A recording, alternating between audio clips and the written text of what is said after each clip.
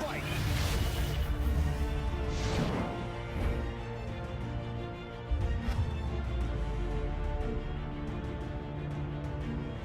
He's a much better boxer than even he believes he is. You're surviving, you're trying to sneak a win, but you want every opportunity that you can.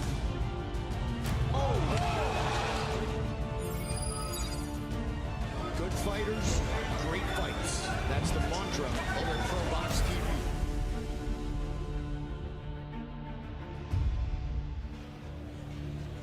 From our world headquarters in Tampa, Florida, it is time for another edition of Wednesday Night Fights on your boxing channel.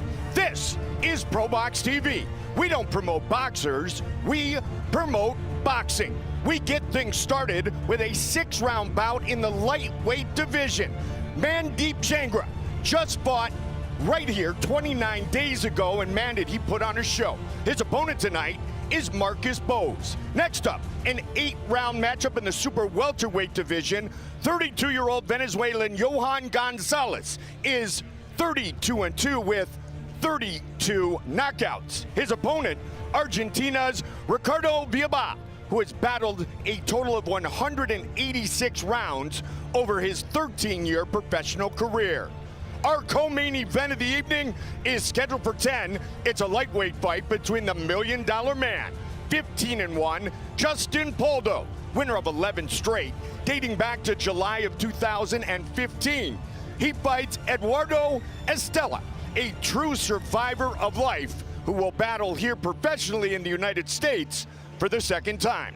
In our main event is a 10-round super welterweight battle of unbeatens. The Dome from Santo Domingo in the Dominican Republic. 13-0-1, Raul Garcia has 11 career knockouts. His opponent is 12-0, Leonardo Ruiz.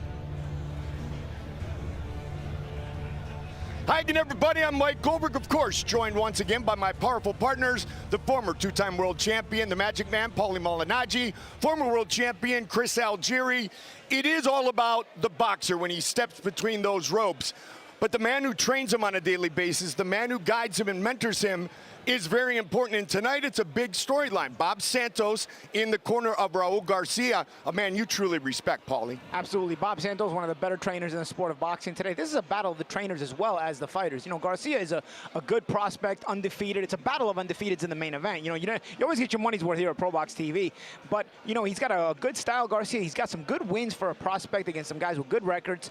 And tonight, he's really up against it as well, against another fighter who's also undefeated with another well-known trainer. Very well-known trainer, one that you know extremely well. And if you look up on the list of the 14 world champions that have trained with Robert Garcia, if you were Zhao, you would be last on the list. But Chris Algieri, you're first on the list. And tonight he puts his young man, Leonardo Ruiz, in the ring. Yeah, no, Leonardo Ruiz is a very tough guy. I love these kinds of fights. It's that classic prospect meet-up where it's one guy's going to go up, one guy's got to start over. Both guys are super hungry. They know what this platform means to them. But, man, Leonardo Ruiz, he's big, he's strong, he's hungry. And coming out of that gym, you know he's in great shape. You know he's had dog sparring because that gym is just a bee's nest of activity of good fighters. If you're training at the Robert Garcia Boxing Academy, you're a good fighter. And Leonardo Ruiz is a very good fighter. And that's a great point for both of you guys. Paulie, when you look at the men who are in the corner, you know the caliber of fighters that we are starting to showcase on Probox TV.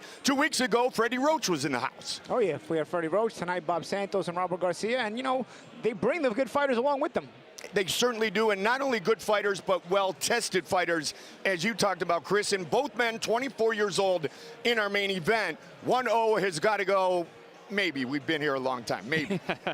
That's true. That's true. But I think these guys are going to leave it all on the line. They understand this opportunity and what this means for their career moving forward. And these guys, they're not going to take a step back. I think they're going to go at it from the opening bell. They will do exactly that. We've got a great 32-2 fighter with 32 knockouts in our co-main event of the evening. We look forward to that one. And Mandeep Jangra put on a show for his trainer and his mentor, Superman, the Hall of Famer, Roy Jones Jr., 29 days ago. So we get things started with that 6-round matchup in the lightweight division. Mandeep returns to Probox TV to take on Markus.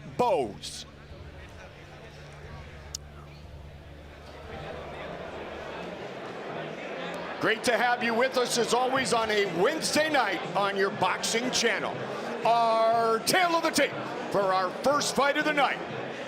India's Jangra, 2 years the elder of North Carolina's Bose. It is 5'10" to 5'6", and you see the significant 4-inch reach advantage for Mandeep Jangra. And Chris, when we did the fighter interviews earlier this week, it's fun to talk to Mandeep, and I asked him, are you that comfortable with the showcase that you put on? And he said, yes, I feel like it works. I know it's Roy's style, but it's working for me and I'm having fun doing it. Well, yeah, having fun is a major point. And he said when he looks back in the corner and he sees Roy Jones in his corner smiling, he knows he's doing what he's supposed to be doing, and that gives him even more confidence. He spoke a lot about confidence in the fighter meeting, and that's one thing that man does not lack. I'm really looking forward to his fight tonight because he looked phenomenal last fight. So entertaining, having so much fun, and doing it with class. He certainly is, and Mr. MJ is his nickname, Paulie, and doing it with class and doing it with style, it's like a little larger version of Otar Aradosian. Yeah, he likes to have fun. He likes to be a little bit of a showman. Hey, man, listen, when your initials are MJ, you got a little bit. People are gonna, look at you just a little bit closer. I don't know if you can fill those shoes, but nonetheless, he loves sitting there entertaining and trying to do it. Well, if you fill those shoes, they would be with a 23, and you would still make a lot of money each year, like Michael Jeffrey Jordan did, as we get set for our first bout of the night, the 6-rounder in the lightweight division. And the confidence that Roy Jones Jr. has in Mandeep is one thing, but the enjoyment that we saw from Superman, we saw the smile across the ring 29 days ago, Chris, because Roy was really enjoying watching his fighter put on a show. Yeah, I mean, he was showing little flashes of his own style, and I think he really enjoyed that. And every time Mandeep did something well, Roy was ear-to-ear smiles, and it was great to see.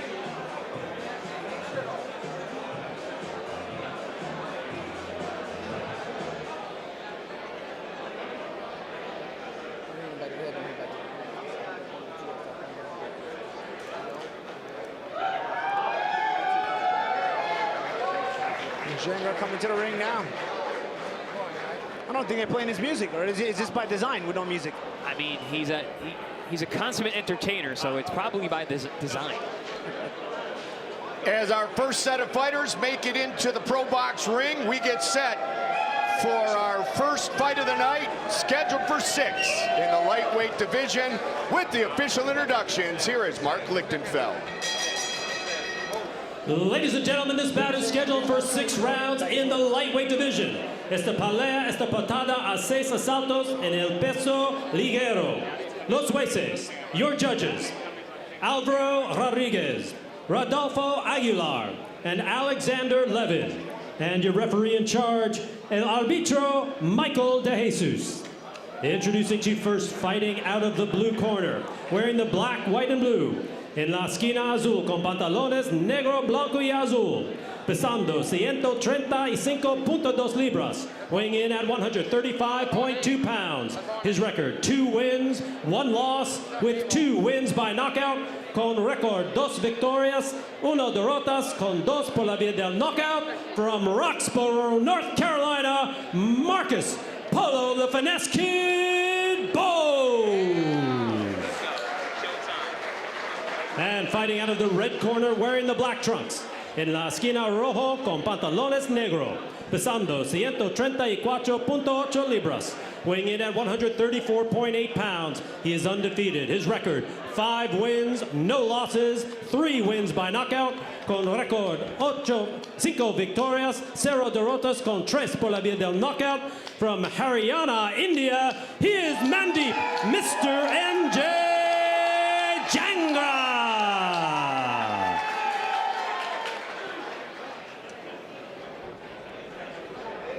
All right, guys, the rules were told to you in the locker room and in the corner. You know what I expect. Touch gloves if you want to. If not, go back to the corner.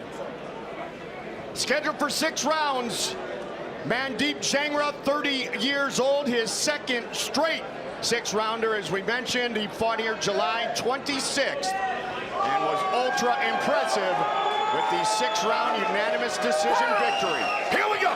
It's time to fight. Black trunks for Jangra. blue, white, and black trunks for Markus Bose. Bose is a little bit of a showy outfit himself. He might get him to fight a little bit. Yeah, he's firing off his movement pretty well. Looks like an explosive, athletic guy. Could be a battle of unorthodox guys and with some athleticism. Let's see how this fight plays out. See that low lead hand again by Mandeep, but he'll snap that jab, Chris. Yeah, no, he showcased a very nice jab, some good explosive maneuvers. You know, Champ, you had mentioned a little unorthodox in the way he gets it done, but very effective. Yeah, you see sometimes he's still shooting that jab a little short. He's looking for Bose to react and so he can counter Bose's counter. And then at times he'll step in harder. Bose has got some athleticism that he is already showcasing as well. Bose is one of those guys you need a good jab because he's going to be jumping in from weird angles. You need to keep that stick out there, keep him on the end of everything. I'll tell you, Jangra has some weird body shots. He hurt his opponent a month ago with some of those body shots as well. He gets him in there in an unorthodox fashion. Let him go, Red. Let him Watch go, those Red. headbutts as well, guys. Red, let him That's go. another thing about a Jangra fight. There could be clashes of heads. A lot of flying in and out. Another thing that impressed me last time out from Jangra was his gas tank. His endurance was phenomenal. I mean, between all the punches that he was throwing, the movement, the unorthodoxy, but also having fun in between all that. That wastes energy, and he was not tired at all in that fight. And that was the first time he was scheduled for 6, and he went the full 6 rounds, Chris. So obviously he's doing the road work. Yeah, he passed that test with flying colors. Scheduled for 6 rounds, first fight of the night, Mandeep Jangra and Markus Bose.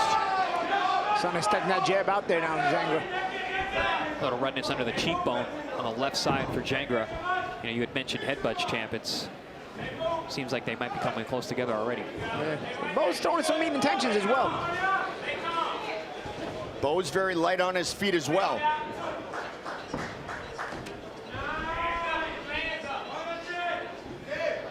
A little bit of awkwardness in trying to figure out the range for both of these guys right now.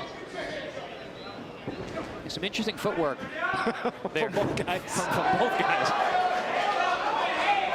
I think Bose is actually making Jangra look orthodox. Yeah. Oh, good right hand over the top. Good setup. That was probably the best shot of the round so far from either guy. Bose tries to answer with the shot to the body. 15 seconds, round number 1. Yeah, that was a nice dig to the body right underneath the elbow by Bose. Listen for the bell. Left hook. And a fight to the finish of round number 1.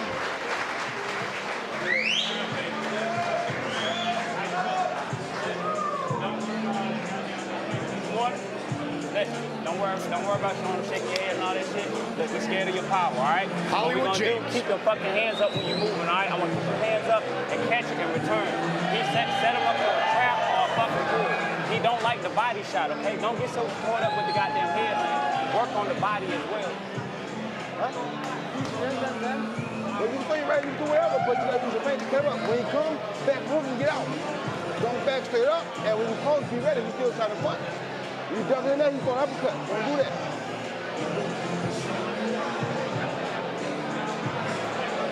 The Hall of Famer, the 9-time world champion, Roy Jones Jr., telling Jangra, you gotta feint. You gotta feint to set things up as we get set for round number 2. 5-0, Mandeep Jangra in the black trunks, black, white, and blue trunks for 28-year-old Markus Bose.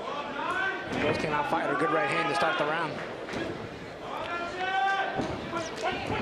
You mentioned conditioning from Jangra. You know, he didn't even sit down in the corner. Got some stern instructions from Roy Jones Jr. as well. Did Jangra. Don't think Roy was smiling as much during that round as we saw 29 days ago. No, this is much more of a competitive fight. And it's just really just styles, really, because he had a pretty solid veteran in front of him 29 days ago. It's just he's got a guy who's also bouncy in and out of range and, you know, changes range a lot. And that's kind of what Jangra's game is. So they both have a hard time settling into who's going to fight at what range. Nice hard feint there from Jangra. And then came back with a nice 2 and then a jab up top. Ooh, good slip. Bose still went on the attack. Bose looks like his confidence is growing as the fight is going on. Let's see if, quick hook to the chin of Mandeep Jangra, and another one lands. Big punches from Markus Bose. That was a nice short little left hook, perfectly timed. And this is fundamentals here. Jangra just a little wide with his shots, and he's got to shorten them up. We mentioned that a month ago, and here he's in a situation where he's being a little wider with his shots is costing him. It's Bose punching a little shorter when they get off the hooks at the same time. If you got tried to go body head, missed the head. If you're going to be a little style and profile, you are going to leave openings for your opponent. Jangra can't forget the jab here. He's getting closer, but he's not using the jab. Right on cue. I was just going to say, at that close of a range, you can use your jab. And right off that jab comes the right hand, the best shot he's landed tonight.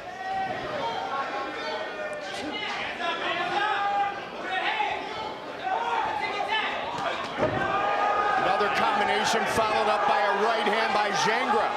Both fighters getting aggressive here in round 2. Bose felt that right hand. And Bose is starting to slow down a little bit, and if he gets more flat-footed, Jangra's going to have an opportunity to start setting in with his jab now. Let's see if he starts using it a little bit more. Early on, Mandeep was getting a bit of his own medicine with an awkward guy who's explosive and throws weird punches. Now he's finding his jab and learning how that's able to neutralize these awkward motions. Yeah, and it just Bose is a little less bounce in his step. Oh, again a big shot from Jangra. Oh, you mentioned the conditioning, and I think it's coming down to that conditioning, because with Bose having a little less pep in his step, he's becoming a little more flat-footed, and the Jangra jab is finding him now. Final seconds of round number 2, over the top. Jangra right hand is finding him too. Yes. Big round for Mandeep. And that's after Bose had actually had a decent start to it with a couple Absolutely. hooks.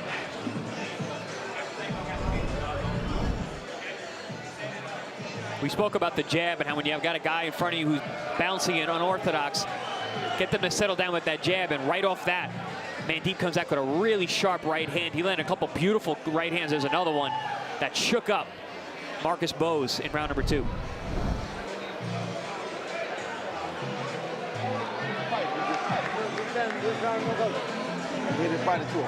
Be smart. Don't trade. Don't give up stupid punches. All right? Let you do it. Here's the fight. You don't like it. Yeah, you good. Keep him fighting. But keep your hands high. As you punch, get out. As you punch, get back correct. Okay? Good work. Go back to your going. Don't ever doubt the toughness of Mandeep Jangra. He was almost knocked out unconscious in his professional debut. Managed to beat the count and made a comeback and earned the 4-round victory. That was May of 2021. Round 3 of our first fight here on a Wednesday night. Mike Goldberg, Paulo Malignaggi, Chris Algieri. Glad to be with you on your boxing channel, Probox TV. That was before Jangra got with Superman, though. Yes, very true. But to see that type of heart and toughness and grit to get up from that, that's one of the things that Roy would say, all right, I'll teach this kid. Yeah, well, you can see Jangra has character. You can see it in the way he fights. He trains hard, and that kind of hard, good shot there from Jangra. That kind of thing doesn't come just from working hard. It comes from passion. You want to work hard. You enjoy putting in the work. You can see Jangra has fun in there because he enjoys doing this. Represented India's national team at 165 pounds. Now he's very comfortable at 135. That's wild to think about, 30 pounds north of where he is now. He's all over the place, Jangra. And he was guided by Probox and Roy Jones Jr. to get himself down in weight so he could utilize that long frame, and it hasn't hurt his conditioning. Notice the difference now. That herky-jerky style of Bose has stopped. Yeah, there's less bounce in his step, champ, but I think he's a little bit more fatigued, while Jangra is still bouncing in and out. Yeah, that bouncing in and out, changing sides stance was giving Mandeep some trouble early. But a couple body shots like that are going to make Bose slow down even faster. So if Mandeep was shortening up his shots, I mean, he could be even more effective. That's one thing he's probably got to work on, and we noticed in the last couple of fights here. You know, he has creative ways of setting up shots, but he's a little bit too wide, and sometimes it costs him. Either it makes him miss because he's too wide. Double hand there. Big right hand followed up. And an uppercut. That was a beautiful little sequence there. He lands 2 good overhand rights, and then he switches up to a right uppercut. All 3 landed really sharp. And right now you can see the 4-inch reach advantage, the 4-inch height advantage coming into play massively, going over the top. And again, hurting Bose. And what did Roy Jones say? Make him fight. He started to realize Bose is uncomfortable at a certain pace. Jones said, make him fight, and that's what Jangra was doing. He's making Bose fight. Roy also said, go to the body. Slow him down even more. Round 3, scheduled for 6, jumps into a left. Mandeep needs to be careful here in his exchanges. He doesn't need to be in these kinds of things with his chin way up in the air. Which is something we heard Roy talk about as well. Just a trip. And the round comes to conclusion. Jangra is picking up his pace very, very well. You gotta let your hands go. You sit, look. The shots from that last round. See that right hand at the finishing salvo of that combination was the best one. These didn't land clean, but in that last one. And you see what I mean about Jangra's shots are a little wide. I don't mind his punch selection. He's got an awkward punch selection, but I think that can work for him. I just think if he shortens them up just a little bit and combines it with that awkward punch selection, it makes him really, really hard to anticipate or time defensively.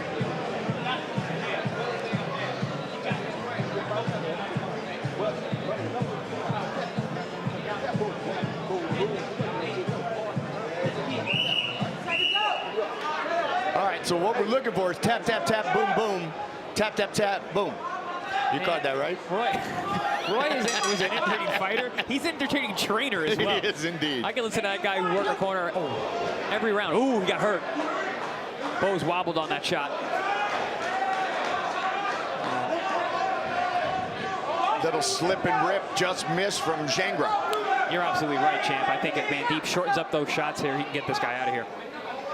Jangra with 3 knockouts in his 5 wins, Chris, and pouring it on here at the start of round number 4. Probox TV, your boxing channel, 24/7, 365 days a year. Mandeep's got a cut under the right eye.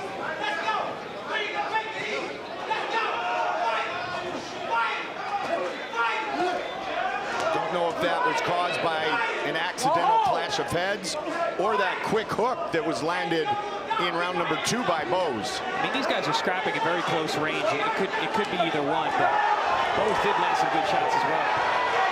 Jangra. Sometimes what it is, Jangra gets there with his head first sometimes. Yeah. Even right there was no need to get there so close before he started punching. Could have punched his way in. Finishes in 3 of his last 4 fights. His last fight was 29 days ago against Yesner Talavera, right here on a Wednesday night on Probox TV. 6-round unanimous decision, body, head, now the left. Pouring it on here is Mandeep. He is landing everything at will. I'll tell you what, boy, he's entertaining though. Markus Bose was finished in his lone loss. That was a little bit over 9 months ago. Against very talented, highly touted former amateur Charlie Sheehy. Very, very good fighter out of California. Oh, ref almost caught one there. Like when Jesus almost took one on the jaw. Stop! Leave him in the back of the head. And that's one thing about Mandeep, you know, he's entertaining, but he works so hard. He works way harder than he needs to. A guy with the length that he has, he doesn't need to be in these exchanges. And right there, they're too wide. If he would have shortened those shots up, he would have landed them. A little too wide. And he's the fight would probably be over at this point if he shortened them up. And sometimes he misses them on his own. The other guy's not even making a miss. It's him just missing because he's so wide. Yeah, well, Bose isn't really defending or moving out of the way anymore. There's those feints. And it is all over. Michael DeJesus has stopped the fight. I don't know if I would have stopped that, guys. I mean, he was taking the shots, but he wasn't taking them cleanly. He was rolling with most of them. Mandeep punches so wide that he doesn't land 3/4 of his punches clean anyway. I don't know. There was no need to stop that fight, in my opinion. And Bose was throwing back, and he was throwing hard. He was still dangerous up until the stoppage. I mean, I think at this point, the competitive part of the fight was over, but Bose is still trying. Yeah, I agree, champ. I don't think that was a necessary stoppage. He's going with it. He's going with the shots. Everything that lands, he's kind of riding with it, you know. You're looking at me. Even Bose is like, what was that about? And those weren't even a lot of the hardest shots that Mandeep has landed. Look, the first one he rolls with it. The second one doesn't land clean that's on Mandeep that it doesn't even land clean. He just misses it. You know? And Bose was very clear-headed. His eyes looked fine. Yeah. Legs look good. Yeah, I don't know. I think the ref got caught up in the emotion of the moment for a second. Hollywood James in the corner of his fighter, Markus Bose. Certainly they don't agree with the stoppage. One thing we are all agreeing on is the fact that Jangra was taking over in this fight and taking over very well. Yeah, it started out very competitive. Bose was, you know, explosive. He was awkward. He looked strong. He had good punch. He landed some good shots. But as the fight wore on, Mandeep started finding his jab and then was closing and putting a lot of pressure on Bose as he got a little more flat-footed. Wasn't as tricky, and Mandeep was landing at will. As you mentioned multiple times, champ, he's punching very, very wide, though. He was not shortening up those shots in order to really compound the damage that he was doing on Bose. Yeah, look, a lot of these replays, he's not landing very clean. He's landing, but he's not even very clean. Nonetheless, he is now 6-0. Mr. MJ, who's sporting a pretty good set of shoes that would make Michael Jordan proud tonight as well.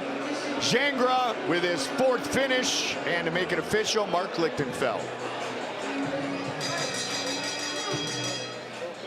Ladies and gentlemen, referee Michael DeJesus stops this contest at 2 minutes 41 seconds of the 4th round. Your winner by knockout, el ganador por knockout técnico, Mandeep, Mr. MJ Jangra! So another victory here on Probox TV for Mandeep Jangra.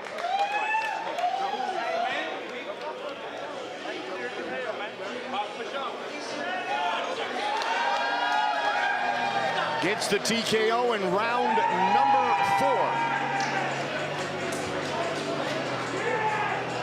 Representing his home, born in India, now living in Florida.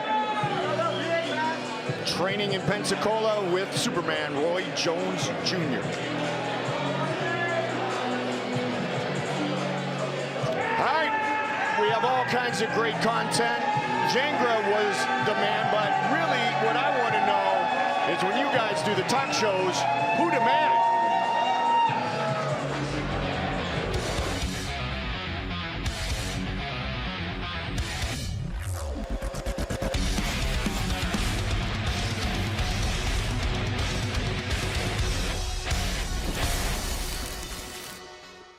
The top 5 especially is really a certain specific group of people that, you know, really dominate the sport and, you know, have shown like a different level, even as far as pound for pound lists go. So, I mean, you can make an argument for Gervonta Davis, but I don't know if you can make an argument for the rest of the guys on the 6 to 10 that we have.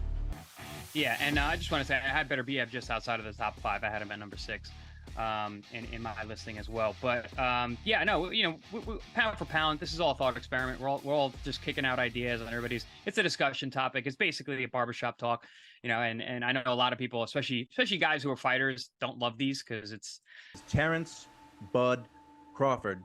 You know what, guys, this reminds me a little bit about Marvin Hagler later in his career. You know, Hagler fought for so long, didn't really get the worldwide notoriety until he beat Thomas Hearns. Now I'm seeing Bud Crawford on newscasts. I'm seeing him on morning talk shows. I'm seeing Bud everywhere. And Paulie, it's nice to see him finally getting the recognition that he deserves. I think Bud Crawford has the most skill, and he's the most versatile fighter on the planet. And for me, hard to argue with that. As always, entertaining, Paulie and Chris with Who's the Man. All right, set for our second fight here on a Wednesday night. It is Johan Gonzalez and Ricardo Villalba. Our tale of the tape for this 8-round super welterweight matchup. The 32-year-old from Panama against the 33-year-old from Argentina. significant reach advantage will be enjoyed by 32-2 Johan Gonzalez. Once again with the official introductions, Mark Lichtenfeld. Ladies and gentlemen, this bout is scheduled for 8 rounds in the super welterweight division. Esta pelea está pautada a 8 asaltos en el peso super welter. Los jueces, your judges, Thomas Nardone, Alvaro Rodriguez, and Rodolfo Aguilar. And your referee in charge, El Arbitro, Frank Santor Jr. Introducing to you first, fighting out of the blue corner, wearing the blue with white, en la esquina azul, con pantalones azul y blanco, pesando 150.2 libras, weighing in at 156.2 pounds, with a record of 20 wins, 9 losses, 1 draw, with 8 wins by knockout, con récord 20 victorias, 9 derrotas, un empate, con 8 por la vía del knockout, from Buenos Aires, Argentina, Ricardo Bebo Villalba. And fighting out of the red corner, wearing the red with black, en la esquina rojo con pantalones roja y negro, pesando 155 libras, weighing in at 155 pounds, with a record of 32 wins, 2 losses, with all 32 wins by knockout, con récord 32 victorias, 2 derrotas, con 32 por la vía del knockout. From Panama City, he is Johan El Chelo Manotas Gonzalez.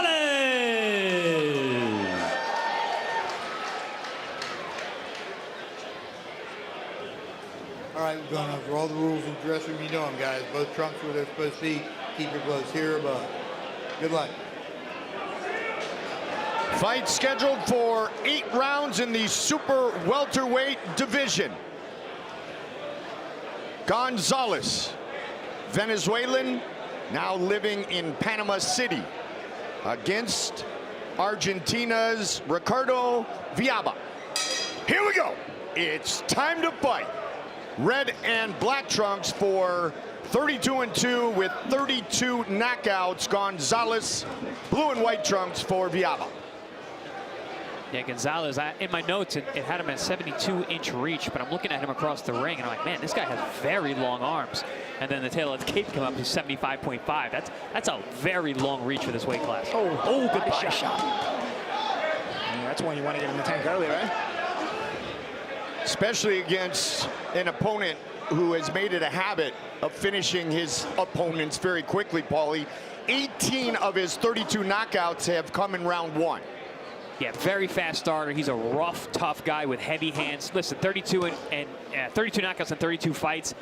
Granted, he hasn't fought the toughest guys in the world. It doesn't matter. He knocked them all out. All of his wins are by KO. And he's starting aggressive here as well. I mean, that was a nice body shot earlier, man. And some nice overhand rights, too, that were just grazing the ear of Villalba.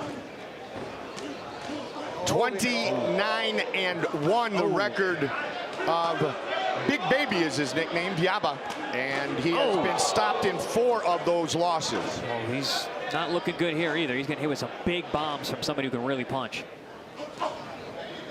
When you look at the stats and it says 34 bouts, 80 rounds, 100% finish rate, you know that you're facing somebody who's looking to finish it again early. Yeah, and he fights that way. He fights with that kind of confidence, too. Yeah, from the tapes that I watch, very heavy over the front foot, comes out very aggressive right away. We're seeing that here. 28 of his 32 finishes have come in the first 3 rounds. Long, using that long reach right there, Chris. Yeah, this is not a guy who wants to hear a final bell. He's only heard it twice, and those were the 2 setbacks in his career. One in Russia, the other in Panama back in 2019. Interesting thing is, you said, Gold, you know, the first 3 rounds is where 28 of his 32 knockouts have been. If Villalba can get by this first 3 rounds, you know, I wonder if the pace changes a little bit, because, you know, Gonzalez has started very, very fast. He set a pace that you wonder if he can keep that kind of pace if the fight lasts. Yeah, this is an 8-rounder. It's certainly not a short fight. He's coming out guns blazing. I mean, this redefines weather the early storm, right, Paulie? Yeah. I mean, it's here. And you can see red blotches all over the body of Villalba. His face is getting all red, his shoulder. Taking a lot of leather early on. And Argentina's Villalba likes to fight inside, and right now Gonzalez utilizing that 5-inch reach advantage to keep his opponent on the outside. Villalba turning southpaw now. He might take a crack at another stance.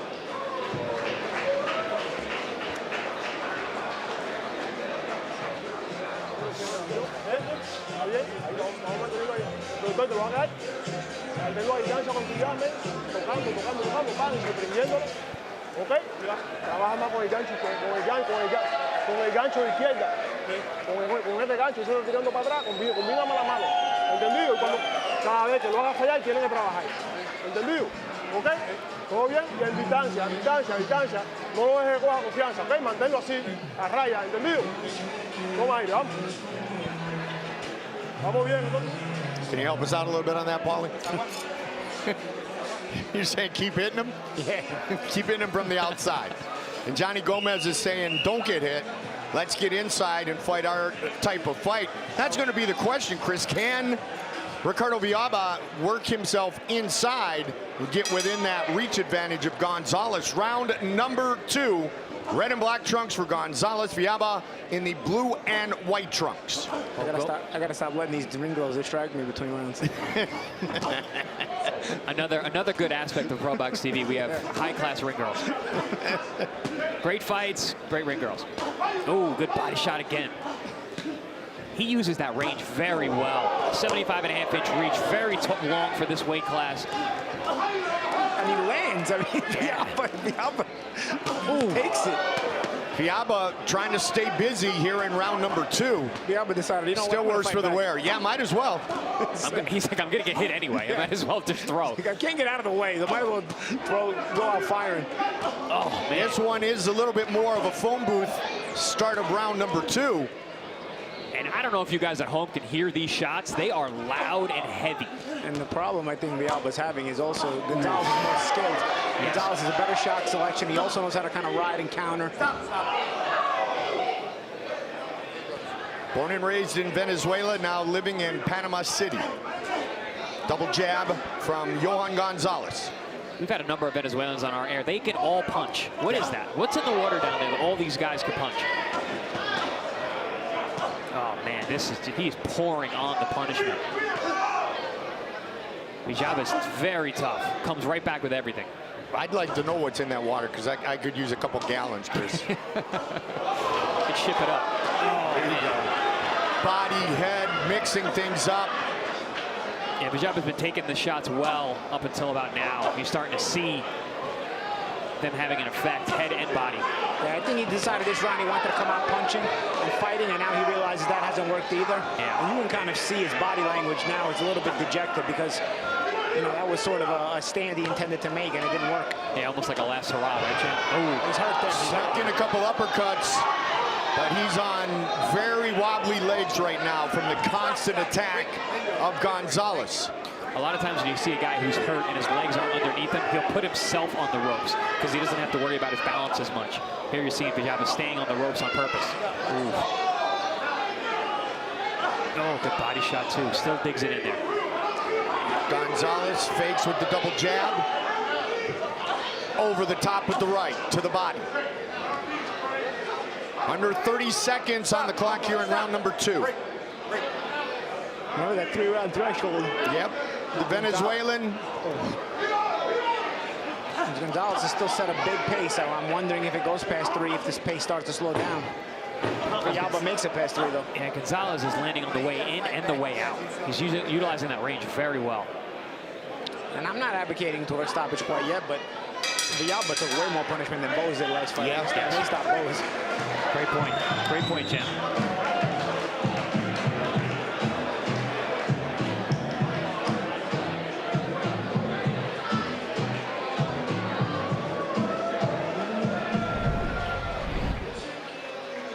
I was talking about Gonzalez landing on the way in and the way out. Here you see big overhand, and as he steps out, lands another left hand.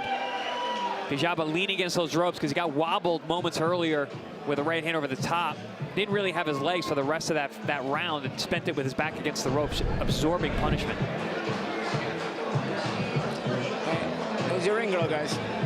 Thank you very much to the production truck. Round number 3 coming up next. A little more of the same from the corner of Gonzalez. Villalba still in this fight, comes out somewhat southpaw and a big swing and a miss. But he came right to center ring and came out fighting. You know, you got to give him credit. And he did try to pick up the pace, Paulie, as well in round number 2, tried to get inside in exchange. He did early on, and then he got hurt. Yeah. And that was the end of that. And then he got exchanged. Exactly. He just doesn't want to get cashed out. Well, again, I'm still keeping an eye on that 3-round threshold because Gonzalez's pace is fast. And Gonzalez is actually taking the shots pretty well to the head, but I mean, Gonzalez is going to the body as well. As I mentioned, 28 of the 32 finishes for Johan Gonzalez, and he has finished every one of his victories, have come within the first 3 rounds. All of the knockouts within 5 rounds. Fast starter, like we said. Coming up next, our co-main event of the evening. Pauldo and Estela, 10-round lightweight matchup. Notice Gonzalez doesn't throw anything soft, like everything's hard, even his jabs. Yeah. And that's another reason why I'm questioning if it goes past 3, if he slows down. I mean, he's just torrid pace, hard punches. Well, his nickname might be Bevo Big Baby, but he is far from that, as Villalba showing a lot of heart as he continues to take the attack and approach this fight like he still is going to be the one with his arm raised, despite Gonzalez throwing heavy shots and landing frequently. No question about the toughness of Villalba. He's in there. He's still trying. You can see in his eyes he still has fight in him. Co-main event is 15-1 Justin Pauldo, 14-2 Eduardo Estela. Under a minute here in round 3 of this 8-round super welterweight matchup. 1 minute away from seeing if you're right, Paulie, about that 3-round threshold. Oh yeah. Villalba seems like he's gonna survive it. And I'll tell you, Gonzalez has kind of slowed down in the second half of this round. Yep, for sure. Definitely taking some steam off the punches. Oh, big shot. To the body. Maybe he hurt us. There you go. Villalba makes it to the 4th. He will have gone further than 28 fighters who have faced Johan Gonzalez. And it appears that will be the fact. Good body shot on the inside there from Villalba. Long right hand. Yeah, that might be the key, man. Going to Gonzalez's body now. You know, he's punched himself out a little bit. You know, I mean, he's still got plenty of energy, don't get me wrong, but you still touch the body here and there. Maybe you can turn this thing around a little bit. You're still in the fight. And you've got Gonzalez is, you know, kind of breathing heavy in the corner now. A little blood on the left ear of Villalba. Which could be a problem. That could be a eardrum or whatnot, you know? Champ, you ever busted your eardrum before? Yeah. Yeah, I have too. That's a rough thing to deal with during a fight. Cuando él venga con los brazos, tú le das pasar atrás y combina, no me tienes que estar tirando un solo golpe de fuerza, ¿no? La fuerza sale sola, man. La fuerza sale en la misma combinación. Cuando tú lo combinas, ahí se va, man. No quiera tirarle golpe tan duro, uno solo, no, combina, pita, combina, que ahí donde la gente se cae. ¿Entendido? Vamos, ¿cómo te sientes? Estalla, ¿no? Vamos allá, vamos. They want more combos from the corner of Gonzalez. I mean, I don't know how many more combos he's going to be able to throw. They feel like it moves, that Villalba moves back, though, from the combinations as we work our way to round number 4. Red and black trunks for Johan Gonzalez. Ricardo Villalba in the blue and white trunks. Mike Goldberg, the Magic Man, the former 2-time world champion. Paulie Malignaggi, former world champion. Chris Algieri, my powerful partners. We're together again on a Wednesday night here on your boxing channel, Probox TV. Co-main event 15-1 against 14-2. And our main event of the evening is a battle of unbeatens. 12-0 Leonardo Ruiz against 13-0-1 Raul Garcia. Villalba, very durable guy, man. He's been getting hit with big shots upstairs and downstairs. Still coming back and trying. Landed a good body shot earlier in the round. Coming out behind his jab here early in round 4. He has faced a high level of competition over the last year or so. 4 straight unbeaten fighters. And previous to that, a fighter who was 20-1, who he fought to a 10-round split decision in Romania. So Villalba's got some frequent flyer miles. A good body shot there by Gonzalez. Came over the top of the right hand. Spit the mouthpiece out. Spit the mouthpiece out, yep. Now he's switching to southpaw. And you got a guy with a good chin. Get down to his guts. See how he likes that. Stop. Stop.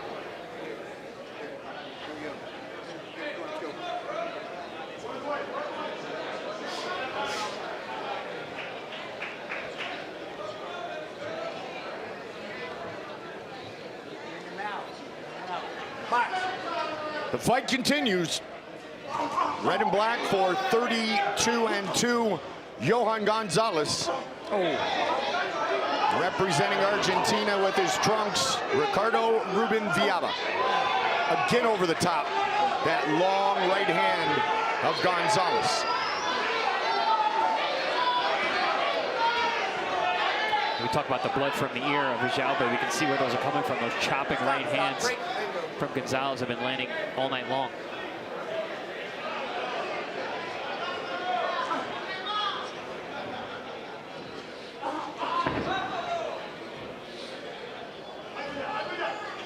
I've been close to a cauliflower ear literally exploding. Chris Cyborg and Leslie Smith. And she wore that, Chris, like a badge of honor later with the Band-Aid on it. She was proud that she had fought Cyborg.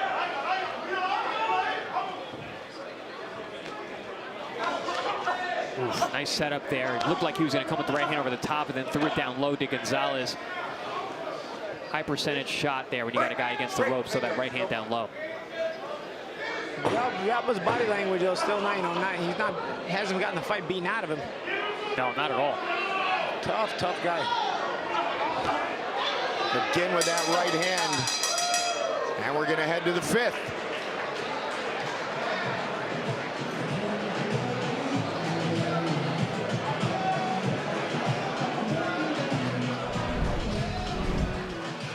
Here we see some action from that last round.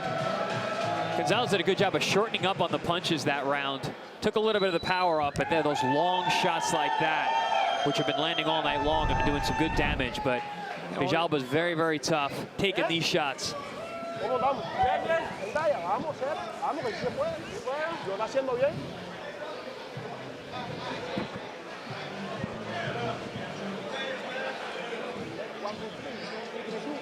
All knockouts, all 32 of them have come within 5 rounds.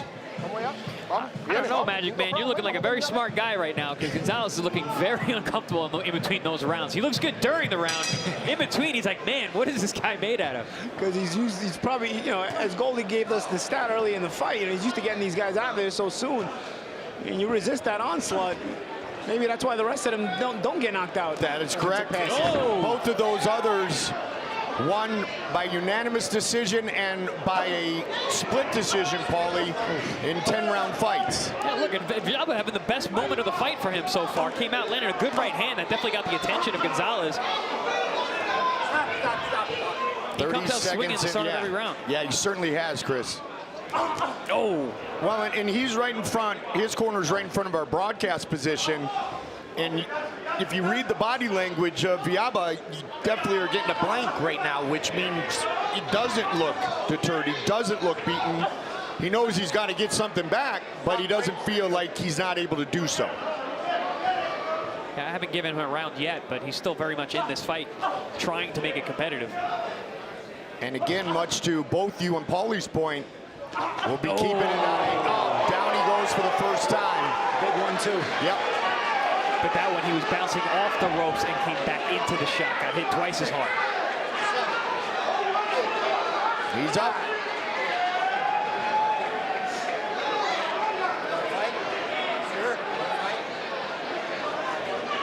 Midway point, round number 5. Gonzalez with the knockdown. Gonzalez smart, goes right back down to the body. Got to watch for that right hand. Once there's a little bit of distance, Gonzalez very good at utilizing that 75.5-inch reach. Yeah, that's a great point, Goldie. When he gets you on the end of the punch, it's a different power level.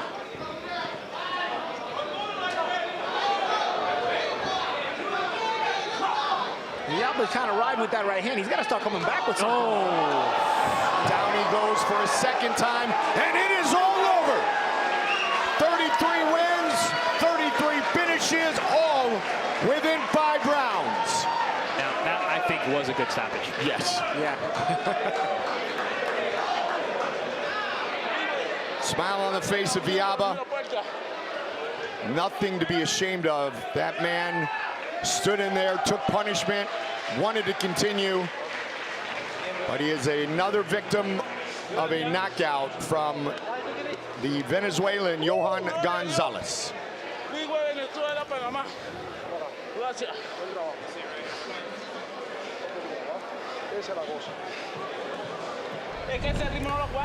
we're going to see a replay of that first knockdown, you see Villalba bouncing off the ropes, and that big right hand catches him right on the end of the punch, does Gonzalez, puts him down. A little bit of a delayed reaction, but good hard shot. There's another one. That was the one I believe that ended the fight. Again, a little delayed reaction shot. We saw the blood from the ear, and that's exactly where those 2 big right hands landed. And then Villalba went down, and the ref had seen enough. I thought that was a good stoppage. He had taken a lot of punishment all night long, and although he was trying to be competitive, he was not. So he keeps those statistics consistent. No finish has gone longer than 5.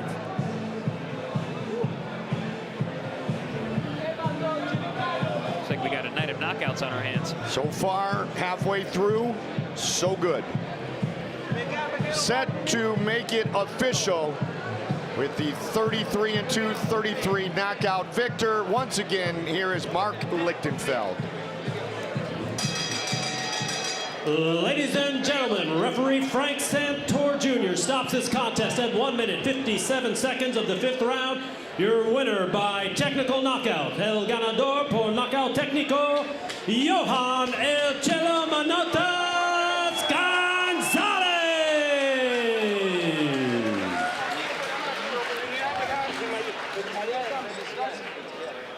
From the start of it, guys, that long right hand. Yeah, and that was really the story of the night. It was that long right hand. He throws a little wide at times, but I think it was also part of why Villalba's ear was starting to bleed, right? Because he kept turning his head and taking it on the ear. There it is, you see right there. Yeah, and the damage that Gonzalez was able to dish out along the ropes is really the story that broke down Villalba all night, and that's where he got finished as well. But I mean, good action-packed fight. I mean, Villalba was trying as much as he could, but he was just outgunned tonight. He had someone in front of him, hit too hard, too long, too good. And Gonzalez gives you the opportunity. You can counter him in between those shots. He throws a little bit wide, he throws a little bit loopy, but Villalba just kind of tried to ride with them, but he wasn't countering anything. So you don't give Gonzalez any doubt. You don't create doubt in Gonzalez's mind to throw that power, and that's what happens. He just keeps throwing it until he gets you out. And so Gonzalez stays to form. Mike Goldberg, the Magic Man, Paulie Malignaggi, also a former world champion sitting right next to me, and Chris Algieri. Another Wednesday night. We've got 2 spectacular fights still to come, but so far so good. And Superman just came and joined us. And you want to talk about a Superman? How about a Superman of trainers sitting next to you right now, Paulie? And the next world champion, Raul Garcia. How you doing, Paul? We ain't the only ex-world champions here. Robert, you have your fighter later tonight in our main event of the evening. What can we expect to see? Look, we had our best training camp, and Leonardo came to perform. You know, we know the fight is not going to be that easy. You know, we're in a tough fight, but he's ready to shine. You know, this is his moment. I think he will do that, and just the future is going to be unbelievable because the kid is very talented. He's dedicated. He trained like never before. And Robert, I did 4 camps in your gym many years ago, and I know how talented your gym is and how many great sparring partners. Who has Ruiz been working with to get ready for this fight? He sparred the likes of Brandon Lee. He comes. Nice. That was pretty much his main sparring partner, but he also spars guys like Olympic bronze medalist Misael Rodriguez from Mexico, Esquiva Falcao from Brazil. You know, we just got a bunch of guys, you know, and that he spars with. He spars Raymond Morataya also. Nice. You know, so he gets really good sparring. Robert, I remember we talked years ago. I don't know if you remembered. You had a young guy, Chris Algieri, came in your gym and you said to me, Goldie, the kid's got no talent. I don't know. I don't know what to do with him. No. He actually you remember that? He actually said, you have a degree from school? What the hell are you doing here? Go home. That's one thing that my team was a little, like, not worried, but they were like, you know, look at this guy eating. You know, Chris would bring his own meal preps, you know, eat in front of everybody. Everybody would go to KFC or Panda Express, and, you know, he's eating exactly the right food. And, you know, that's something that I admire about Chris. He's always been one of those dedicated persons, you know, very talented. And with his last name starting with A, he gets to be on the top of the list of the 14 world champions you've had. That's right. Paulie, you talked about Bob Santos. We've got Bob and we got Robert in the corners of our main event. When it is trainer against trainer, highly profiled like yourself, is there a little bit of inner battle with that as well? Not at all, you know. No? I have a really good relationship with Santos. We had really good conversations during the weigh-ins, during the week, and we're very good friends. You know, I wish him the best. He wishes me the best, and, you know, the best man's going to win, and, you know, we're going to continue working. You know, we got too much work with a lot of fighters, and, you know, this is the way boxing is. You know, we're all friends in this sport. We certainly are. We are absolutely honored to have you in the building. And because you're one of his world champions, you get the final question of the night before Robert I haven't heard from Paulie yet tonight. I want to hear what Paulie has to say. No. I think we pretty much covered everything, guys. Well, we had Freddie Roach in the building. Yeah, we had Freddie Roach 2 weeks ago. We have yourself. We have Bob Santos tonight. Thank you for being part of ProBox. Cannot wait. Glad to be here. Thank you, Robert. Thank you very much. Next, it is our co-main event of the evening. Justin Pauldo, the $1 Million Man, 15-1 record. He faces off against the Nightmare, Eduardo Estela, 14-2 with 9 wins by knockout. Our co-main event scheduled for 10 rounds in the lightweight division.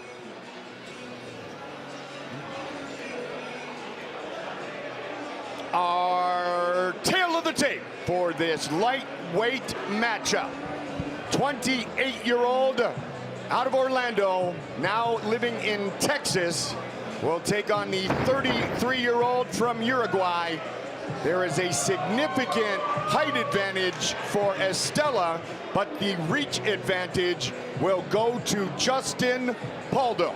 Both men weighing in at a contracted weight of 137 pounds. With the official introduction of our co-main event of the evening, as the fighters make their way into the ProBox ring, we'll get it to Mark Lichtenfeld. Ladies and gentlemen, this next contest is scheduled for 10 rounds in the lightweight division. Esta pelea está pautada a 10 asaltos en el peso ligero. Los jueces, your judges, Alexander Levin, Thomas Nardone, and Alvaro Rodriguez. Your referee in charge, El Arbitro Michael De Jesus. Introducing to you first, fighting out of the blue corner, wearing the silver trunks. En la esquina azul con pantalones plata, pesando 137 libras. Weighing in at 137 pounds, with a record of 14 wins, 2 losses, with 9 wins by knockout. Con récord 14 victorias, 2 derrotas, con 9 por la vía del knockout. De Montevideo, Uruguay, please welcome Eduardo La Pesadilla Estela.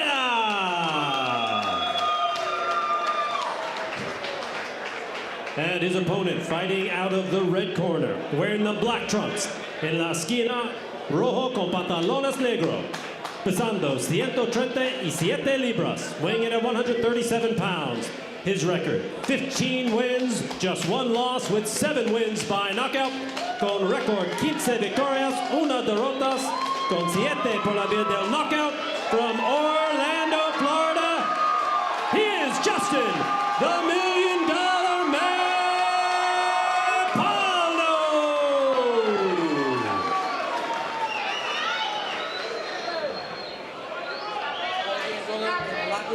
I'll wait till you everything in the locker room and in the corner.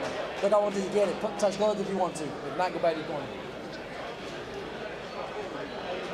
Co-main event of the evening, scheduled for 10 rounds. Justin Pauldo, born and raised in Orlando, just moved to Houston to train with Ronnie Shields. Faces off against Estela. Here we go.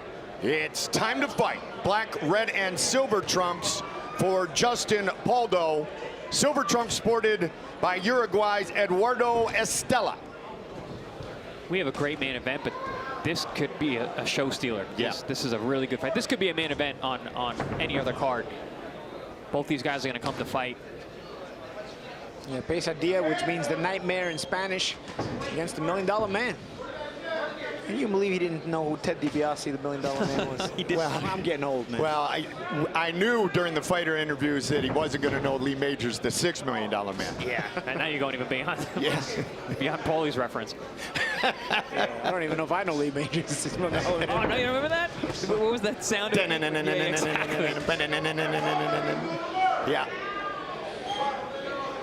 And then there was the Bionic Woman, too.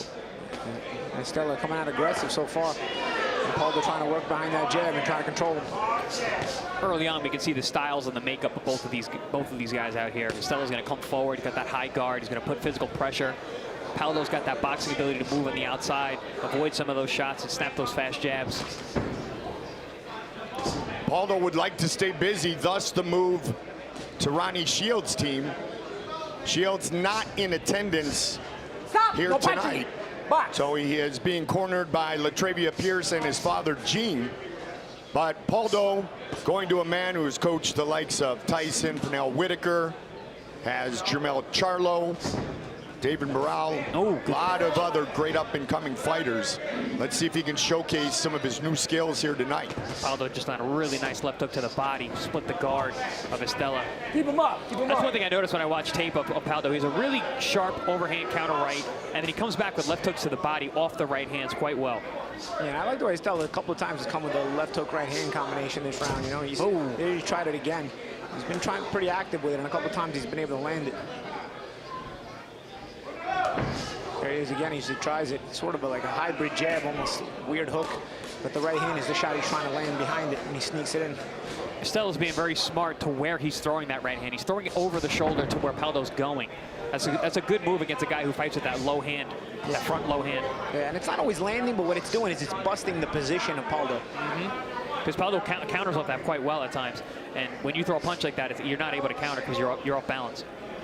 Co-main event is scheduled for 10 rounds. Notice Pauldo feinting a little bit. He's got to use that jab off that feint as well. I see he likes to feint, but for Estela to start respecting these feints, you're going to have to use some of those jabs to work with that feint in unison. Nice combination there, 1-1-2 for Pauldo to end the round.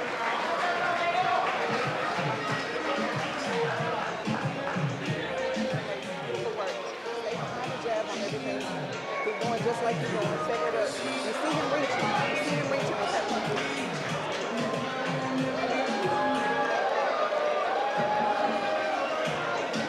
Every time you reach with that switch to the body, keep going with the feint. Stay relaxing what you're doing. Yeah, just keep boxing. Keep boxing. You keep jabbing him like that, you're throwing him off. Just switch up the timing on it. Those are feints. I see everything. I know you see it. It's slow. Visita fuerte y visita bien, no olvidaste. Vamos. Hay que trabajar un poco el cuerpo, pero. ¿Está?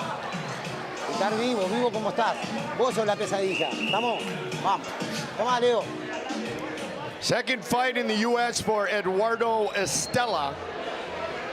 14-2, 9 finishes. Pauldo would like to be a lot more busy forthcoming. Only 2 fights since August 29th of 2020. That's nearly 3 years. But he's here tonight, and he wants to put on a showcase on Probox TV, your boxing channel. Snapping that jab here early in round 2. Goldie, I know you like little tidbits of information. I got a little fun fact for you. I used to spar with Justin's older brother, Daquan Pauldo. Really? And who was actually in the corner of Justin tonight. How'd you do? I did well. We had a lot of rounds together, actually. Over in Boca, PAL with Derek Santos. Was Justin the little dude just running around the gym back then? No, he wasn't in the gym with us. So I actually didn't know that they were playing.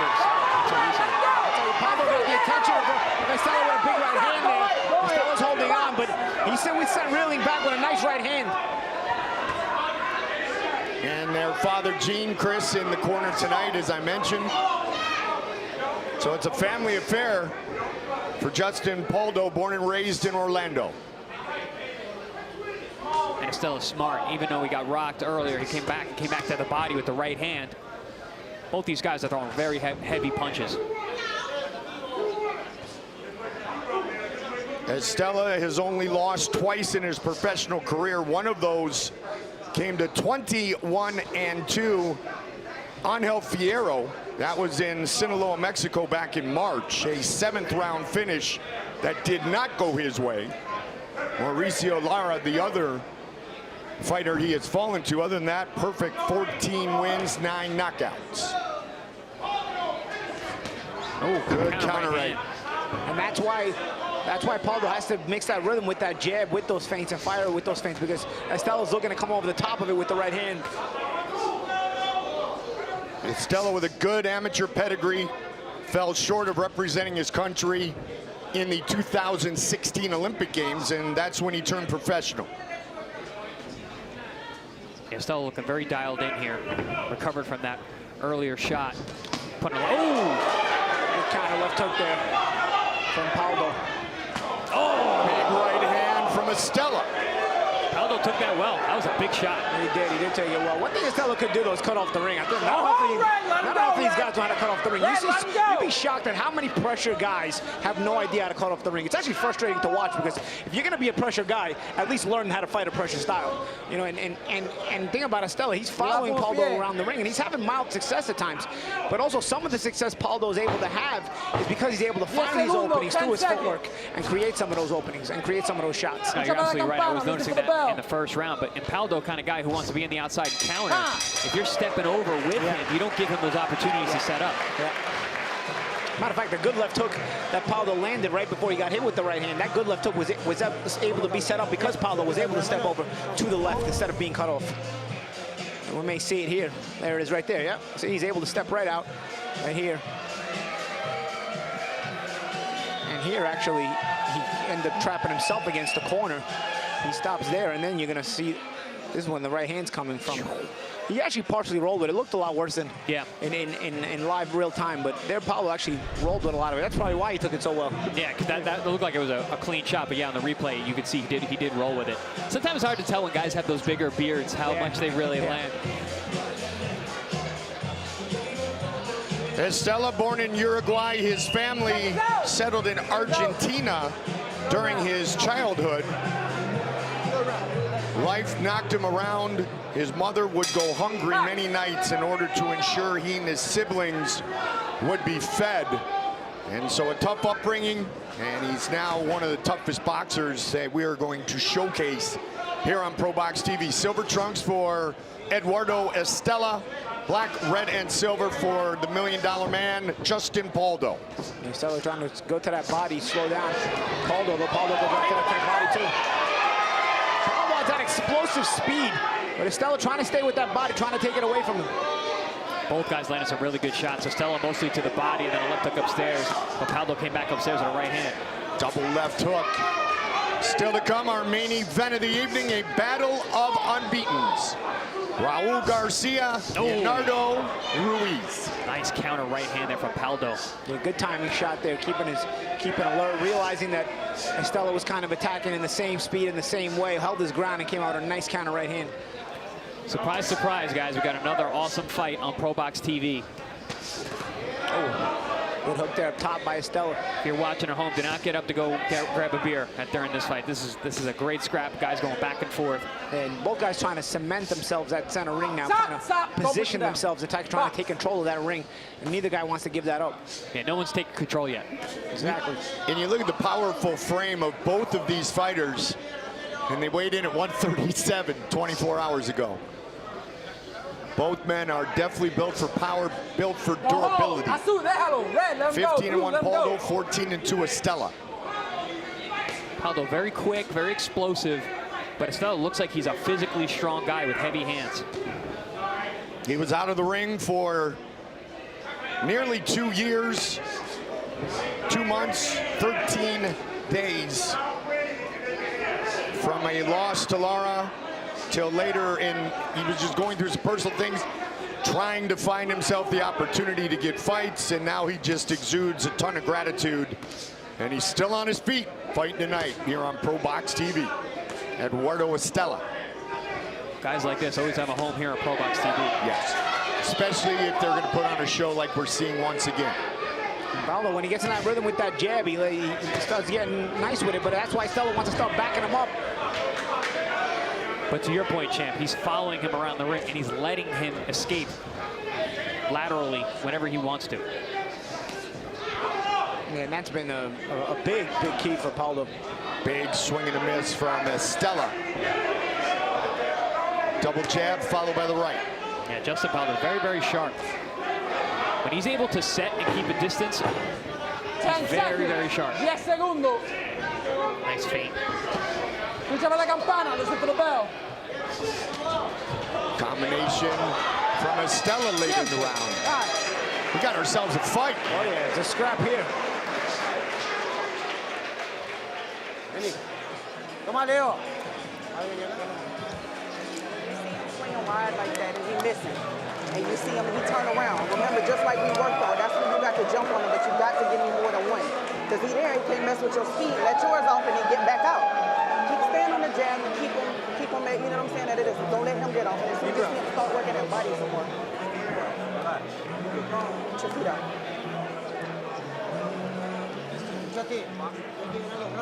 Estás trabajando muy bien, pero falta más, falta más. Ya sabemos que si no tiramos no vamos a ganar, ¿entendés? Ella está pensando mucho, no va,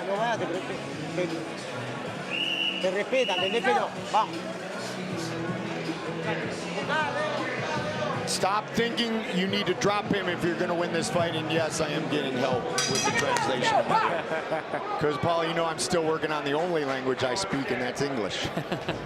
He's coming very slowly, Chris. Well, Estela's working on that pressure. He's working on trying to drop Pauldo. Pauldo, I'm not looking too uncomfortable, though. You know, there's good exchanges. Both guys, you know, have given good shots, given as good as they've taken. Fast-paced fight, though. Both guys coming out each round strong, trying to assert themselves. No one's taken dominance yet. I think the taking the lead is still very much up for grabs. Tried to go body Estela.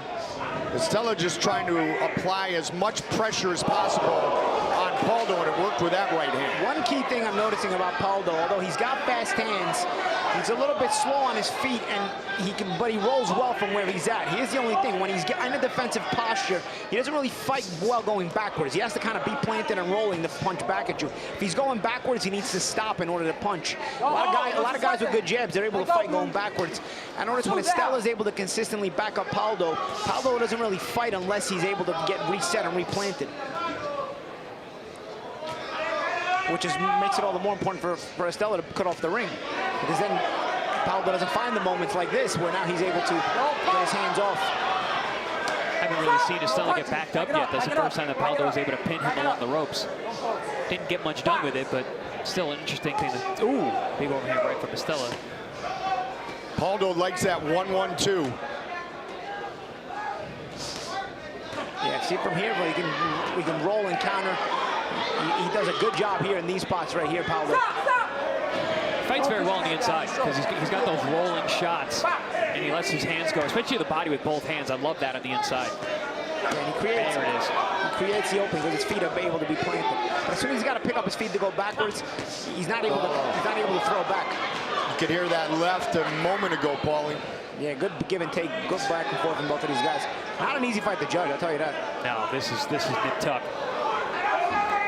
Estela has been knocked down, knocked over, experienced a lot of adversity in his life. And so to doubt his toughness would be a major error by any opponent in the ring with Eduardo Estela. A little abrasion there under the eye of Estela. Doesn't look too serious, but a little bit of swelling, a little bit of blood. A couple of days ago, I saw Estela talking to matchmaker Daniel Rubin. He wanted his flight changed till Monday because he wants to go to Miami after this and drink beer. That was his reason that he gave? Yep. That's awesome. Well, we know it's about a 4-hour drive to Miami, and we know there's beer there. Yeah, he's gonna rent the car. He's there with his trainer. They're gonna go. He's never been to Miami. He's from Uruguay. Shots at the bell there. Kid, does he know we have beer here too? I think he wants to, I think in Miami he wants to just have the experience. I think there's a place called South Beach. It's the destination.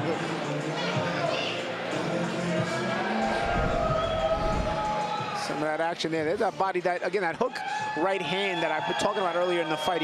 Pauldo uses that left hand in different spots and then tries to come back with it with the right hand. There, Pauldo rolled with it very well. That again, whole he's a round roll and a counter there. That whole round could have been a highlight. Yeah, it was great two-way action for both men. Yeah, great counter at the bell there from Pauldo as he got Estela reaching in and lured him in and rolled and counter. That's one thing Pauldo does do very well. If he's got to pick up his feet going backwards, he stops. That's one thing I noticed, though. He doesn't punch well. He has to replant. But if he's able to hold his feet down on the ground and kind of roll and dip, he's able to fire back off of those movements very well. The battle continues, our co-main event. 15-1, Justin Pauldo in the black, red, and silver trunks. 14-2, Eduardo Estela in the silver trunks. Mike Goldberg, the Magic Man, Paulo Malignaggi, Chris Algieri. Wednesday night fights here on your boxing channel, Probox TV. Oh, 1-1-2, Chris. That's what you said, Goldie. There it was. Beautiful shot. I get the sense, though, that when Pauldo's really locked in and disciplined, he is really, really sharp. It's just he loses his discipline at times, loses his focus, and allows shots like this from Estela. I just thought of something. That double jab right hand, that's a big combination that the Charlo brothers like to use. Yes. And you know what? Who does he train? He trains at Ronnie Shields gym, right? Exactly. And he talked about really enjoying working with Laura as well, Chris.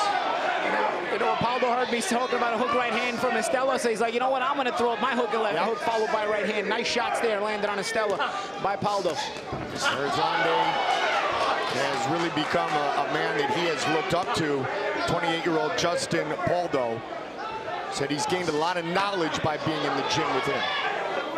I definitely sense a shift in this round. Pauldo looks really locked in, very comfortable on the inside. His rolling encounters are really nice. He's also finding shots at distance as well. Pauldo having an excellent start to this round. Yeah, and we're only at the halfway point, you know, and this is why kind of you separate yourself in the long distance. That's why, you know, cream rises to the top, and that's why a lot of times you need more rounds to separate fighters when they're both at this level. And that's why fights are contested at 10 and 12 rounds. Quick jab answered by Estela.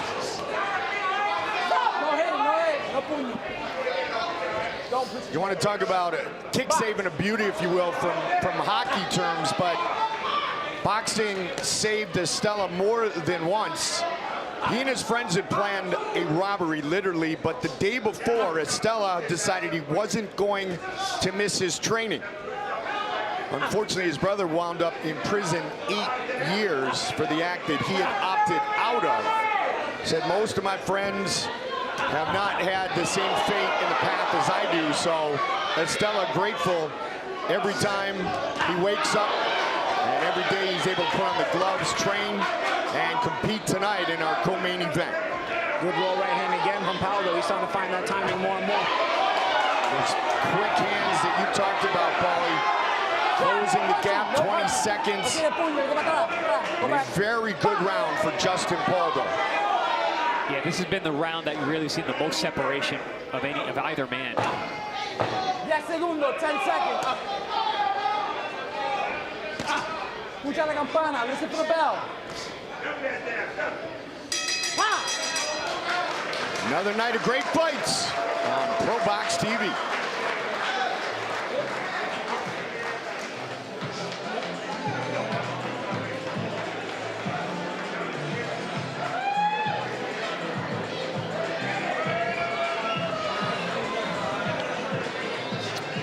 As you know, we come to you every other Wednesday, September 6th, right here from our world headquarters in Tampa, Florida.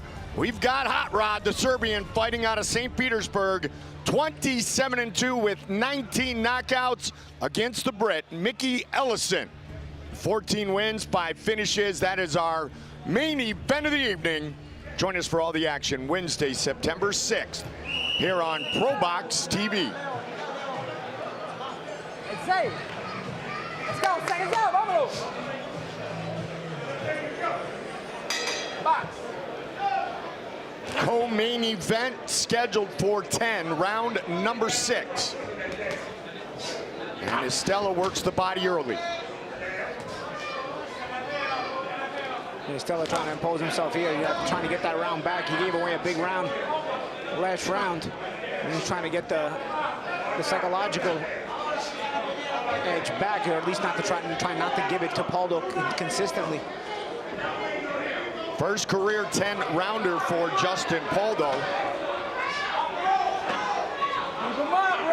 Second fight in the United States for the Nightmare, Eduardo Estela. Pauldo looks to be in great shape, though. He's still very sharp. He's still very focused. The speed is still there.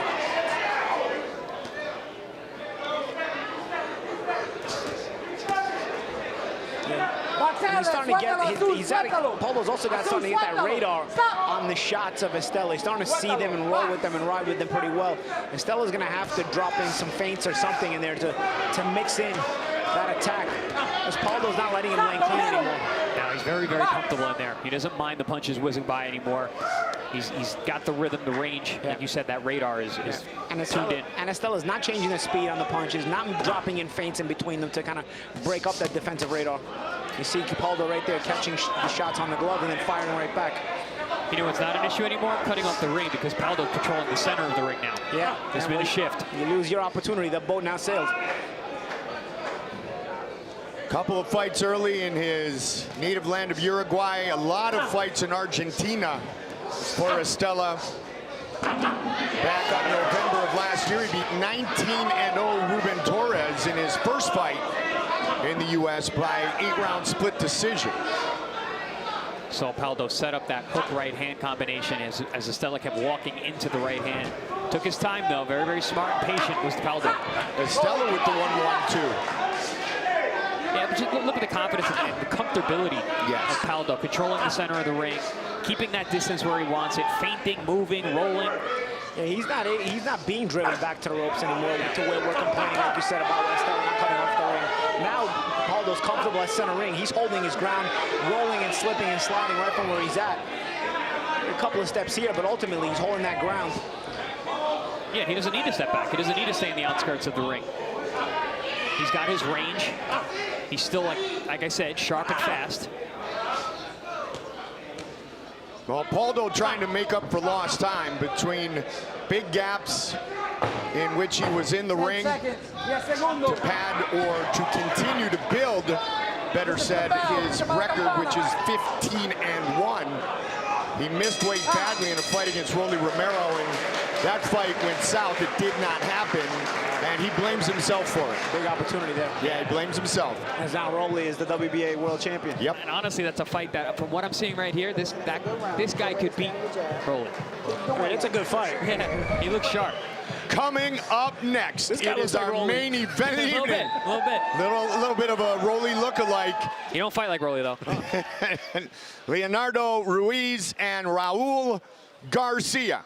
Garcia trained by Bob Santos, and nice enough to join us earlier, Robert Garcia, the trainer of Leonardo Ruiz, said he had an outstanding camp. They live in camp at RGBA. Everybody's in camp all the time. Younger brother Mikey, a world champion in 4 weight classes. Robert, a world champion during his professional days. Held the IBF junior lightweight title. Round number 7. Pauldo, black, red, silver. Silver for Estela. Yeah, Robert was quite the fighter back in his day, too. He was a great boxer puncher. But training is where he really belongs. Yeah, they had some stable back then over there in Oxnard. Oh, good left hook to the liver from Estela. Here he comes. He's not going to go away. We do know that. He's been through it, out of the ring, in the ring, and we're seeing it. He's not a guy to roll over. see Pauldo's brother Daquan telling him to bring him forward, come forward. They think Estela's weakening, but man, Estela's one stubborn guy. And came out strong in the beginning of this round. Maybe the corner thinks that this might be a last stand situation for Estela, and they can really pour it on after he's done.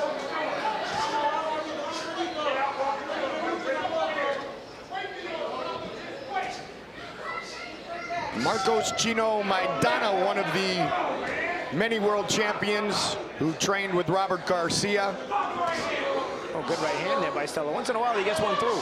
Yeah, he's having a better round, being aggressive. He keeps an eye on Uruguay's Estela, who has lived in Argentina for many years. Looking for that big right hand. He missed and was countered by Justin Pauldo. 3 of those 4 camps that I did with Robert Garcia, I was in camp with Chino Maidana. I was one of his main sparring partners for those 3 camps. That definitely pushed you. Oh, yeah. That guy hits hard. I didn't let him hit me too much, though. There you go. That's a smart move. Oh, good left, double left hook, high-low. And you had the perfect diet. You heard that thought on that shot. Estela wants to give it back. Yeah, she lands a pretty good uppercut after that body shot. But again, the roll counters from Pauldo. Yeah, I see what the corner was saying. Push forward. Good double left hook to the body.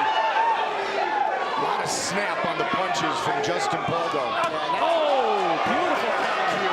Roll counter's been there consistently. Pauldo's got the timing on it. Now he's trying to bully him, trying to get the psychological edge. And it's working. This is what the corner wanted. They wanted him to push forward. They wanted him to bully him.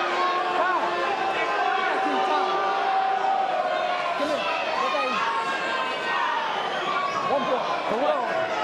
For throwing him down? Yep. Really? Maybe the ref thinks it's intentional. Well, he just deducted a point. Michael De Jesus taking the point away from Justin Pauldo here in round number 7. I'm surprised by that. No warning, nothing. Hasn't been a particularly rough tactics fight. It's a regional fever pitching here. Oh! Big punches landed by both men. The intensity is rocketing now. Let's go. It's what Probox TV is all about. He ain't got nothing for you. He in there surviving. You fight. It's a difference. That boy's in shape. He's not even breathing hard after all of that. Where the water? Where the water? Wow, impressive stuff. Very good round for, I mean, both men. Estela came out very strong, but Pauldo finished strong. That roll counter that you were talking about, champ, right there has been working all night long. And this is, I'm curious to see where the ref took that point. Yeah, I want to see. Maybe he just felt it was so intentional. I mean, but what do we? I don't know. I mean, we don't get the replay here. Let's see. And there wasn't like there was a warning before. It hasn't been a particularly rough house fight that was necessary. That was a little much. Yeah. Estela did say he was getting hit in the back of the head a lot. Yeah, but when he was leaning down, yeah, right? when you're throwing looping shots and falling off balance and getting countered, that's not your opponent's fault. So we have reached round number 8. And we're here every 2 weeks, guys. You know, De Jesus is usually a pretty good referee. Yes. Yeah. Tonight, I don't know. Tonight, I don't know. Oh, good body shot on the inside point from Pauldo. It seemed like the point deduction put a little spark into Estela, but both men turned it up at the end of round number 7. I tell you, man, if it had been going like the first 5 rounds where it was close, that point could come into play. But I think Pauldo in the second half of the fight has sort of separated himself a little bit and seeming to continue to separate himself. I hope you're right, champ, because I would hate to see that affect this fight, because Pauldo's putting in a great performance. Estela with the triple jab.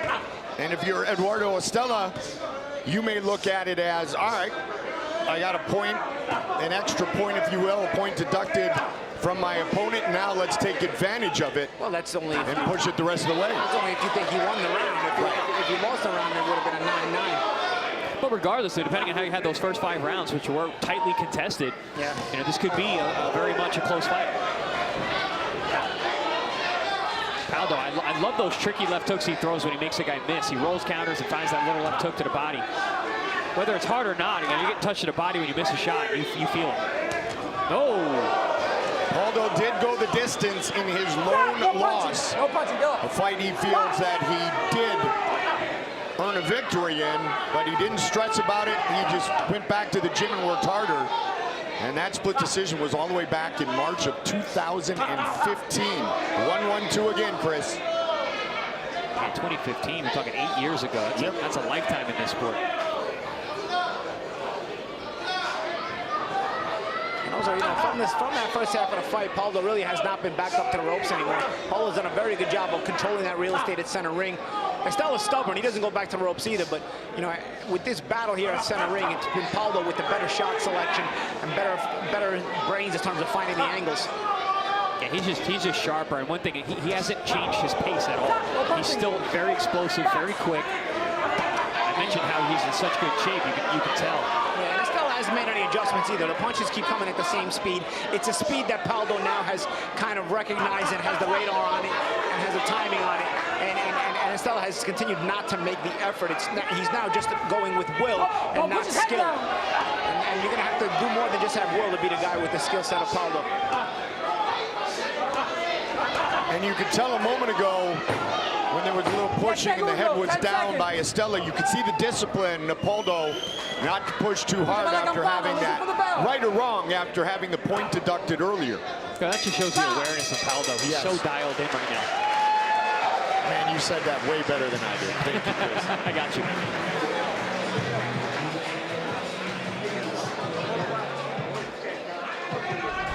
Estela trying to go on the offensive. Yeah, I mean, he's trying, and he landed some good shots in that round. There you see that right hand over the top. I had mentioned earlier how he's throwing it in the right position where you got a guy who's doing that roll defense, but there, Pauldo didn't roll with the shot and took a little flack from that right hand. First time to round 9 for Justin Pauldo. He's gone the 8-round distance in his last 2 fights. This is the first time he has been scheduled for 10 rounds.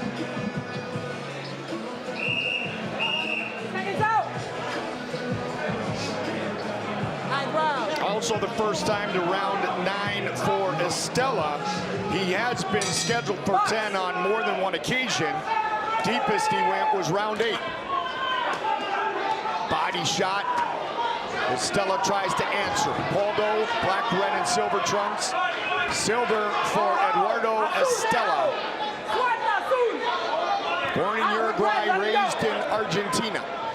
Another thing I'm impressed tonight about with Pauldo is his physicality on the inside. He's actually pushing Estela back now with his body.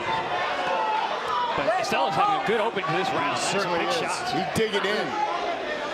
Yeah, but with Estela, it's more like a refusal to wilt, right? It's not. He's not making psychological and intelligent adjustments. He's just trying harder, you know. And then what happens? You know, Pauldo eventually gets a time he's trying and starts to counter him like that. And it shuts him down. It's skill versus effort. Yeah. Estela's got the effort, but I mean the skill set of Pauldo is and Pauldo's going to give you the effort too. Pauldo's going to match your effort, but he's also going to outskill you. And this is what happens now.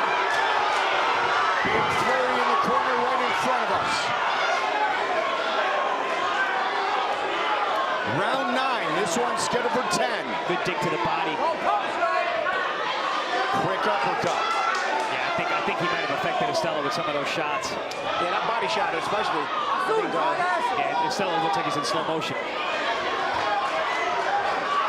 Pauldo doing a good job of picking his spots.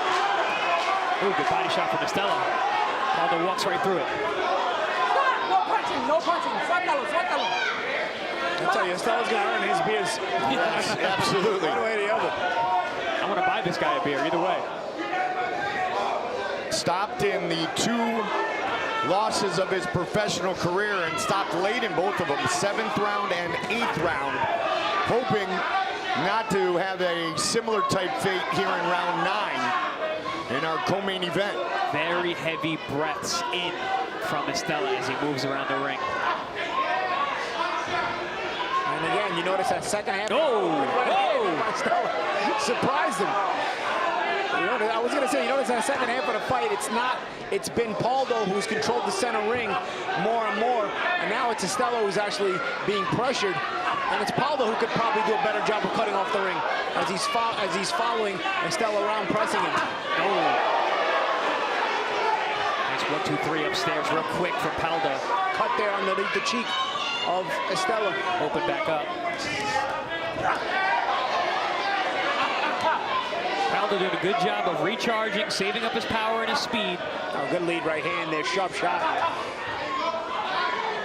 He's creating the openings. Even when they're not there, he's creating them, using setup shots, throwaway punches. He's changing the speed on the shots. There it is again. Quick little stutter step jabs with the right hand. Very impressive boxing IQ from Justin Pauldo tonight.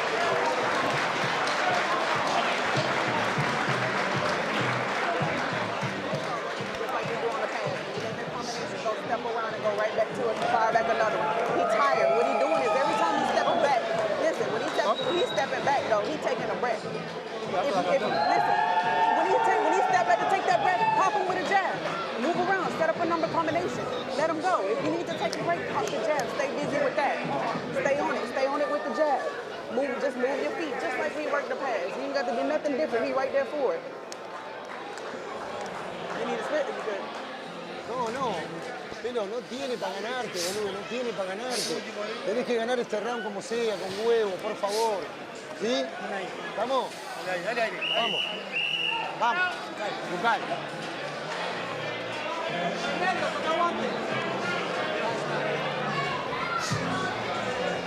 Corner telling Estela you have to win this round. You may need a finish. Yeah, I'd say so. 10th and final round of our co-main event between Eduardo Estela and Justin Pauldo. Combined record of 29-3. Big 1-1-2, splits the guard. Pushes Estela back into the ropes. Pauldo's done a great job these last 4 or 5 rounds, really separating himself in terms of skill. Don't hit. And we've got a battle of unbeaten still to come, guys. Yeah, I said earlier at the top of this fight, I was like, this could very well be a main event on any other show. Yeah, and it lived up to that, man. Well, we have the A and the other A side. Now we have the main and the other main event. Yeah, basically. I just keep thinking of Estela's beer party in Miami. Now he's got a cut over the left eye, too. I mean, it's not. This is getting worse and worse for him. Hey, Paulie, chicks like scars, so chicks take scars. I don't think it's going to affect him. He's going to have a few. At least a couple. He's got one underneath the right cheek cut, and then the cut above the left eye here. Yeah, the one on the left eye is bleeding quite a bit here. Tough as nails, though. No question about it. Everything that he's gone through in life, the sacrifices his family has made. His father, a taxi driver who would also recycle bottles and cans while he was doing his routes. So Eduardo and his siblings could try to have somewhat of a normal life. He's going through a lot right now, dealing with Justin Pauldo and his boxing IQ, his fast punching, his power shots, his counters. You can see why Ronnie Shields is excited about Justin Pauldo. 1 minute remains. Oh, big overhand right. And Pauldo unaffected, holds his ground and comes back right back firing. See, the difference is also Pauldo holds his positioning when he lands a shot, so he's able to follow up. Estela loses positioning. He throws these big, wide shots, so he loses position, he loses balance. He can't follow up even if he lands. Don't hit. I was really hoping just now that Pauldo was not going to throw 1-1-2 because we would have got sprayed with blood. You got a white shirt on, guys. Yeah. I'm safe so far. Yeah, that eye is wide open. Over the left eye. Luckily for Estela, it's the last round, so they're not going to have to deal with that. He's going to finish it fighting. And you wouldn't know that this is the first career 10-rounder or the first time Estela has seen round 10. Pauldo's pace has never, ever slowed. No, he's looked super sharp throughout. They go the distance in our co-main event of the evening. Justin Pauldo and Eduardo Estela. It's an impressive performance by Justin Pauldo in a fight that was not easy. No, Estela came to fight. I'm impressed with both men. It was a really good fight. Both guys put on a hell of a performance. Pauldo just the better man tonight. Yep. Not that he wouldn't be the better man last night or tomorrow. But yeah, great action. These guys, I mean, the first 5 rounds, it was, who do you like? I mean, it was great action, two-way. Before Pauldo really found his rhythm and his timing and those distance on those shoulder rolls, it was a very, very close fight. And here we see a lot of pressure from Estela early, who said lands that big overhand right that Pauldo rolled with just enough and walked right through it. But then as the fight wore on, those middle rounds until the end. I mean, Pauldo's boxing IQ, his speed, his combination punching, that 1-1-2, like you were talking about, Goldie, was one of his best weapons of the night. Really put on a spectacular performance. And Estela, tough as nails, always trying, always coming forward, but just too much game, too much sauce for Justin Pauldo. Landed a good combination in the 8th. He had some moments, but not as many as Justin Pauldo. Yeah, that was one of the better punches that he had landed all night. Estela was a right hand over the top that seemed to buzz Pauldo for just a moment, but then he came right back and poured on the pressure once again. Cut under the right eye, cut over the left eye. Definitely earned those Miami beers. The official decision is in. Let's get it to Mark Lichtenfeld. Ladies and gentlemen, after 10 hard-fought rounds, we go to the scorecards. Alexander Levin scores about 95-94, 95-94. Thomas Nardone scores at 97-92, 97-92. And Alvaro Rodriguez sees it 98-91, 98-91. El ganador por decision unánime, your winner by unanimous decision, Justin the $1 Million Man Pauldo. Unanimous decision victory, going the full 10 rounds for Justin Pauldo. I got a little nervous on those scorecards because it seemed like they took the point away from Estela. 98-91, it would be 98-92. Yeah. So with the minus. No, it would be it could be 99-91, and they took away. Oh, yeah, good point. Good point. Yeah. Oh, 97-90. No, but then 97-90. Oh, 98-92. Yeah, you're right. There you go. My boxing math sucks. I just got nervous because I don't want to see that fight get taken away from Justin Pauldo because he looked phenomenal tonight.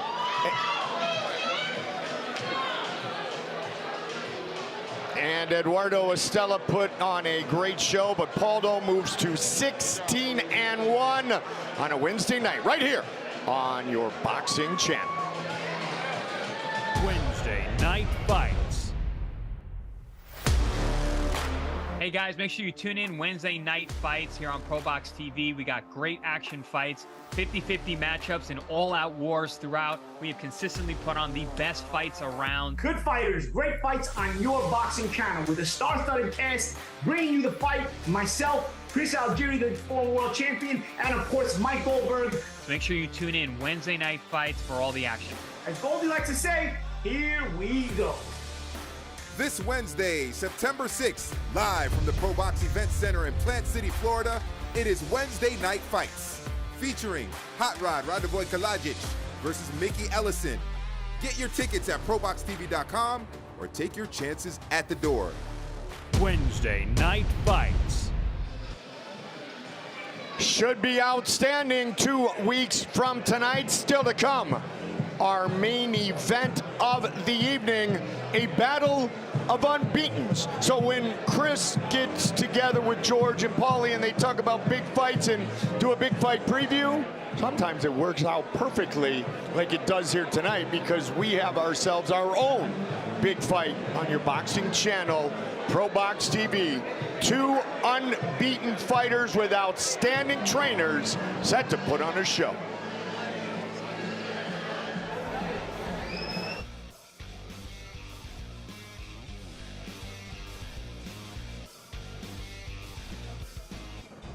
Great main event. Young, unbeaten 154-pound prospects Leonardo Ruiz and Raul Garcia. Wednesday Night Fights on Probox. And this is Big Fight Preview. I'm George Jakovic. Who better to break down this great fight than 2 champions? One from Brooklyn, Paulie Malignaggi. One from Long Island, Chris Algieri. Chris, this is the Probox. The Probox motto is good fighters and great fights. It seems like every single fight lives up to that. Chris, tell me about this one we got coming up on Wednesday, August 23rd. Yeah, George, like you alluded to, I mean, this year for Probox, we're on a way up. Every fight, every week is getting better and better. We're putting on fantastic fights, fight after fight, and we have another one lined up for this Wednesday. I mean, this is that classic matchup where you get prospect versus prospect, guys who are putting it all on the line. One guy's going to go up in the rankings. He's going to keep moving towards what his ultimate goal is going to be a world champion. Next guy's going to have to take a dip and start over. I mean, there's so much on the line for these guys, and this is when you get the toughest, best fights. These guys are so hungry. They have so much on the line here. They're both undefeated. We got, I think, 19 KOs between 25 wins with these guys, between the two of them. So, I mean, it's an all-action fight with two guys who are undefeated, and Paulie and I have spoke about when we were undefeated, man, you feel like you're unbeatable. So both of these guys have that exact same feeling, and they're going to meet head-to-head right in the middle, and they both bring big power. So I'm super excited to watch this fight, really excited to call it. And that's another thing about calling these kinds of fights. It makes our job really easy. These guys all can fight. So in a fight like this, where you got undefeated versus undefeated, first of all, the O versus O matchup is always high intensity because, like you said, champ, when you're undefeated, you both feel unbeatable, and you're more willing to go that extra mile in order to keep fighting to keep that O. But also, when you lose in a fight like this, all our fights are rather competitive, if not ultimately competitive or ultra competitive. Even if you end up losing, you get depressed for a couple of days, and then you're like, dude, I'm good. I can hang with it, man. I'm coming right back for this, you know? So it's really, you're getting a guy who's going to keep ascending, but that guy who's going back down, he ain't going back down for long. He's not going back down to stay there. It ain't like he's going from 10 losses to 11 losses like opponents do. He's going from no losses to one loss in a fight, in a loss that he took. Most likely he's going to be ultra competitive, and he's going to be like, man, I'm good enough to do this. I'm coming right back. And these are the kind of fights we give you.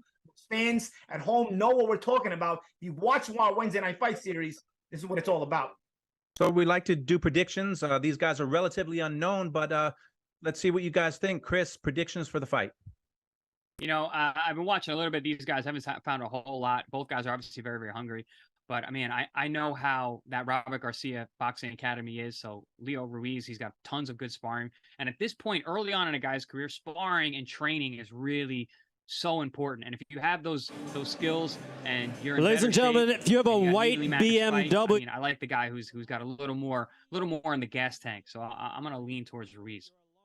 Yeah. I mean, again, you made a good point, champ. You know, with the Garcia Boxing Academy, Robert Garcia Boxing Academy, you get such good work when you're at a high intensity gym like that. I mean, I can attest to the best parts of my career were when I was training in big gyms with a lot of world class talent around me. You not only are you sparring that world class talent, but it also motivates you even when you're not sparring, because you see everybody who's on a high level working so hard. I think it just gives you that extra edge. This is a good fight. It doesn't mean one guy is going to be less hungry, but I just feel like little things do give you an edge at a certain point. So yeah, I'll go with Ruiz as well.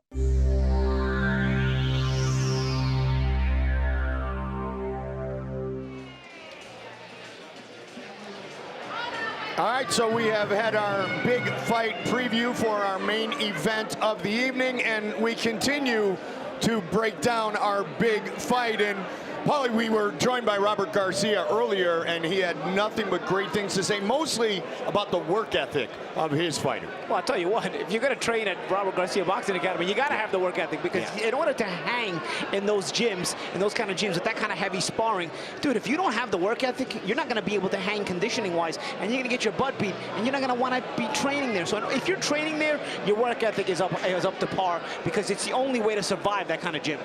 You lived it. Yeah, that's absolutely true. I mean, if you're not good, you won't be there, because you're going to get your butt kicked out of the gym, because that's all that gym is. It's a bee's nest of activity of good fighters.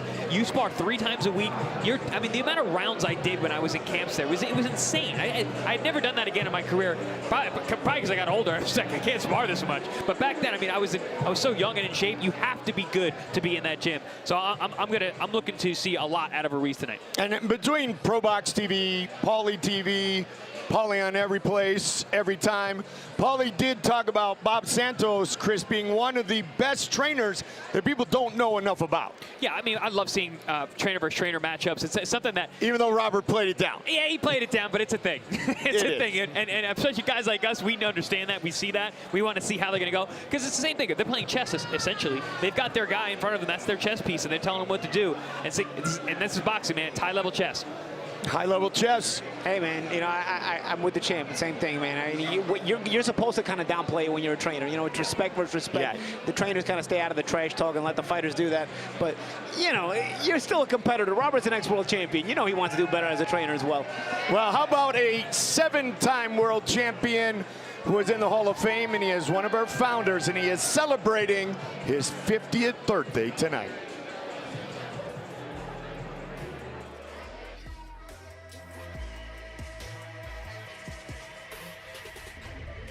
Wow, well, happy birthday, Juan.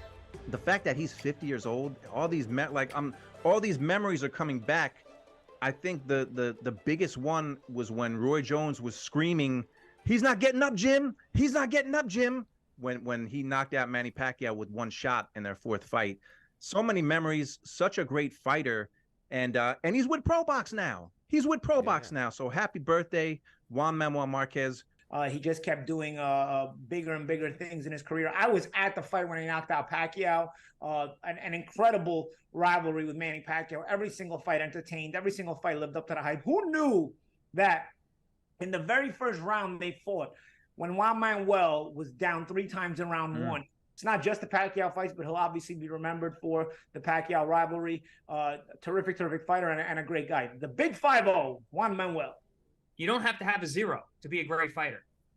Manuel Marquez is that. I mean, he's a great fighter. He's a living legend, and he started his career with a loss. So I think that's really good for young guys coming up. It's not how you start, man. It's how you finish. And Manuel Marquez finished strong and will be eternal in the history books of the boxing annals. All right, he has a 0 now, though, guys. It is a 5-0, and yes, he received his AARP card. Mine came about a month before my 50th birthday, which I thought hurt a little bit, and there he is, the birthday boy, 50-year-old Hall of Famer, Juan Manuel Marquez. That guy looks good for 50. Yes, he does. He was like no older than 35, right? Yeah, right. No question about it. He's got always dressed sharp, always very kind, always very giving, always fit. And his handshake hurts. Plain and simple. His right hand hurts more. Yes, good point. Our tail of the tape for our main event of the evening. 2 unbeaten 24-years-olds. Garcia will give up 3 inches of reach to his opponent, Leonardo Ruiz. Everything else is virtually identical.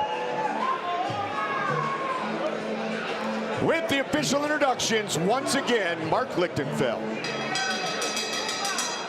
All right, ladies and gentlemen, this is our main event of the evening. 10 rounds in the super welterweight division. And it's brought to you by Probox Promotions in association with Samson Boxing. Está en el evento principal.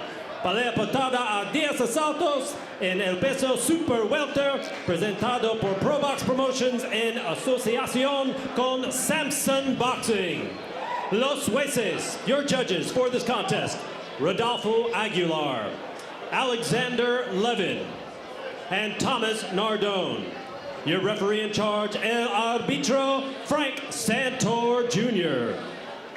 Introducing to you first, fighting out of the blue corner, wearing the white with red. En la esquina azul con pantalones blanco y rojo, pesando 156.4 libras, weighing in at 156.4 pounds. He is undefeated, el está invicto. His record, 12 wins, no losses, with 8 wins by knockout, con record 12 victorias, 0 derrotas, con 8 por la vía del knockout. From Riverside, California, please welcome Leonardo Ruiz.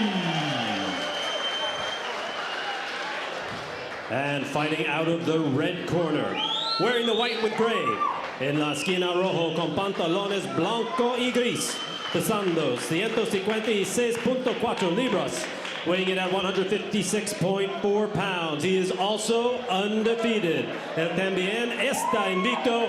His record, 13 wins, no losses, 1 draw with 11 wins by knockout. Con récord 13 victorias, 0 derrotas, un empate con 11 por la vía del knockout. From Santo Domingo, Dominican Republic, Raul El Doma Garcia.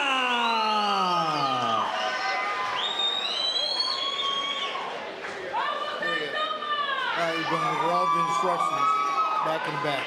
Your trunks are a little high, so this is going to be a fair blow. Right? I say stop, I want you to stop. I say break, take a step back. Question, good luck, guys. Main event of the evening, 10 rounds in a super welterweight matchup. Highly anticipated, 12-0 against 13-0-1.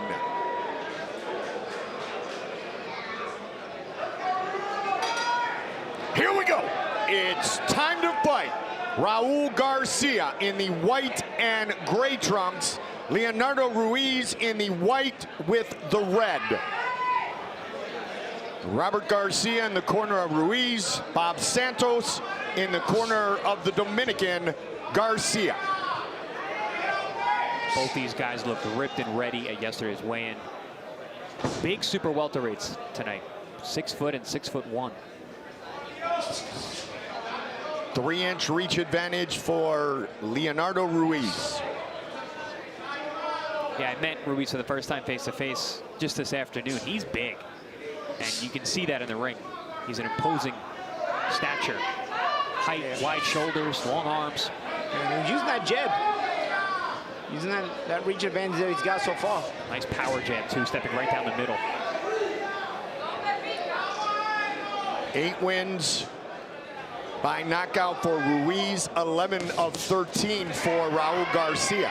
See, Garcia can be real sneaky. You know, he gives you one look most of the time from what I notice on videos, but he can be real sneaky. He can surprise you with those punches and counter shots. He can be a little bit awkward at the time. Yeah, he sets up nice traps at times. On the outside, he got his head over his front foot, but he's not really there. He has a nice fade on his stance where he can pull out and hit you with counters. Yeah, you're right, Champ. He puts that weight on the front foot, but he actually uses it to rock back a lot. Yep, that's what I call fade. Fades in and out. Yeah. Third fight of this calendar year for both of the men competing in our main event tonight. Battle of jabs so far in the first round, guys.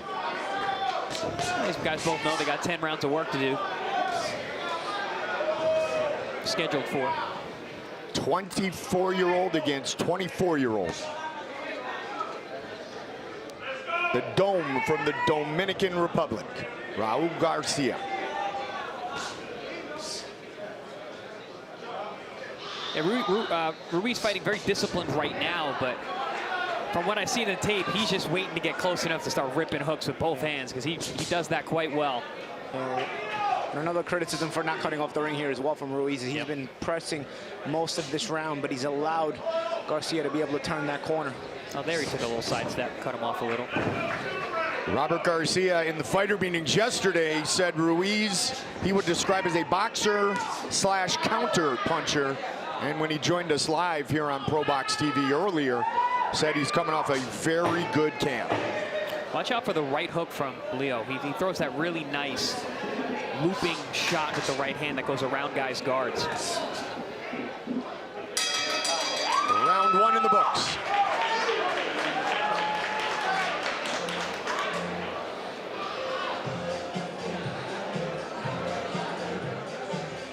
¿Poco hago o está bien?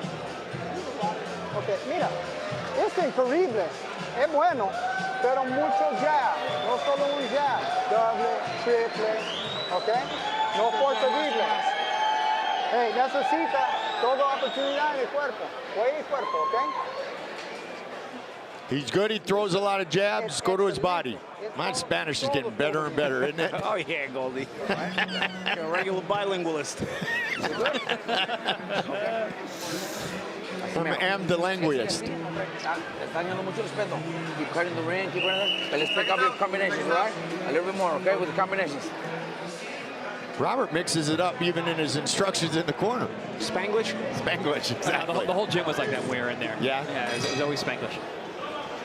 Round number 2, Garcia and Ruiz. Main event in the evening. Mike Goldberg with my powerful partners, the former 2-time world champion, the Magic Man, Paulie Malignaggi, former world champion, Chris Algieri. Glad to be with you here on a Wednesday night. Every other Wednesday, just lock it down, Probox TV. See a good body shot about 15 seconds ago from Garcia. He's able to U-turn that jab over into a body shot. I'm impressed with the jab of Ruiz. Haven't really seen much of that on the tape that I've seen, but he's using it quite well here. Yeah, I He's agree. going to touch Garcia at times. And it's a weapon he should use. He's got that long reach, big frame, got a lot of weight behind it. He can drive opponents backwards with it. Well, nice counter jabs there from Garcia as well. He's starting to put that speed in there this round. This is a great matchup. You can tell already. Ruiz, born in Mexico, but came to the U.S. at 4 months old. So he's lived in the U.S. in the California area most of his life, mostly in San Bernardino. And of course, Riverside, California is where Robert Garcia and many of his greats do their work on a daily basis. Hey, watch out for that inside work from Leo Ruiz. He likes to dig the body with both hands. That body shot is one of his trademarks. Not the low one. Not the low one. That one will leave a mark. Both guys doing a good job of answering with jabs. One guy jabs, they'll parry it, they'll slip it, and they'll come right back with their own. Oh, good slip inside, hook to the inside. I like the position they're both fighting this fight at. You know, they're, oh, good body shot again from Ruiz. They're fighting at that middle range. Oh, overhand right from Ruiz. Yeah, right over the top of the jab. Rode that back beautifully.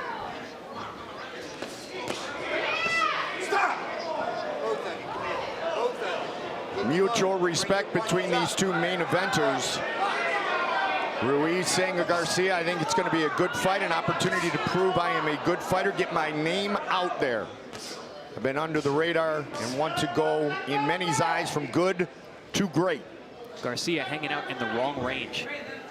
Ruiz is a little longer, hanging out in the middle distance. He needs to be either a half step back or a half step closer. Ruiz is getting the better in these exchanges. Yeah, champions, we call it all the way in or all the way out, right? He's kind of in that middle range. It's allowing a short right hand there on the inside by Ruiz. A nice push off right hand. I tell you, we talk about Ruiz using the jab tonight. Well, it's a good weapon to use for against a guy who's kind of hanging out at that middle range, like Garcia is. And it's allowing for more openings. The right hand over the top counter has been really good, and he found a couple of good left hooks to the liver as well. Yeah, and everything is a shotgun jab, so there is a chance for Garcia to time it if he uses that speed and timing. But right now we haven't seen any attempt on that. As a matter of fact, it's been Ruiz who came over the top of a jab with a good right hand in this round we just ended. We may get a look at it. Let's see here. There it is right there, right over the top of that jab. Beautiful, textbook. First round was a bit of a feel out for both guys, but second round Ruiz separated himself. And Garcia came back with some shots of his own too there. They were on the gloves though of Ruiz, but good reaction at least on the part of Garcia.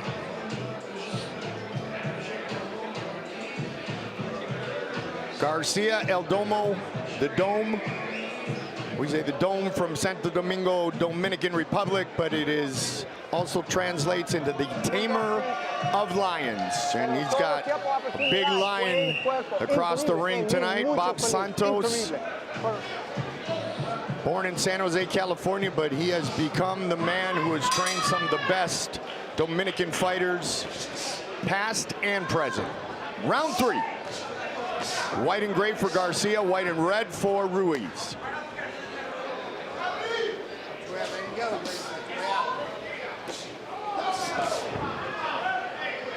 Exchanged body shots there. Not really sure who got the better of it.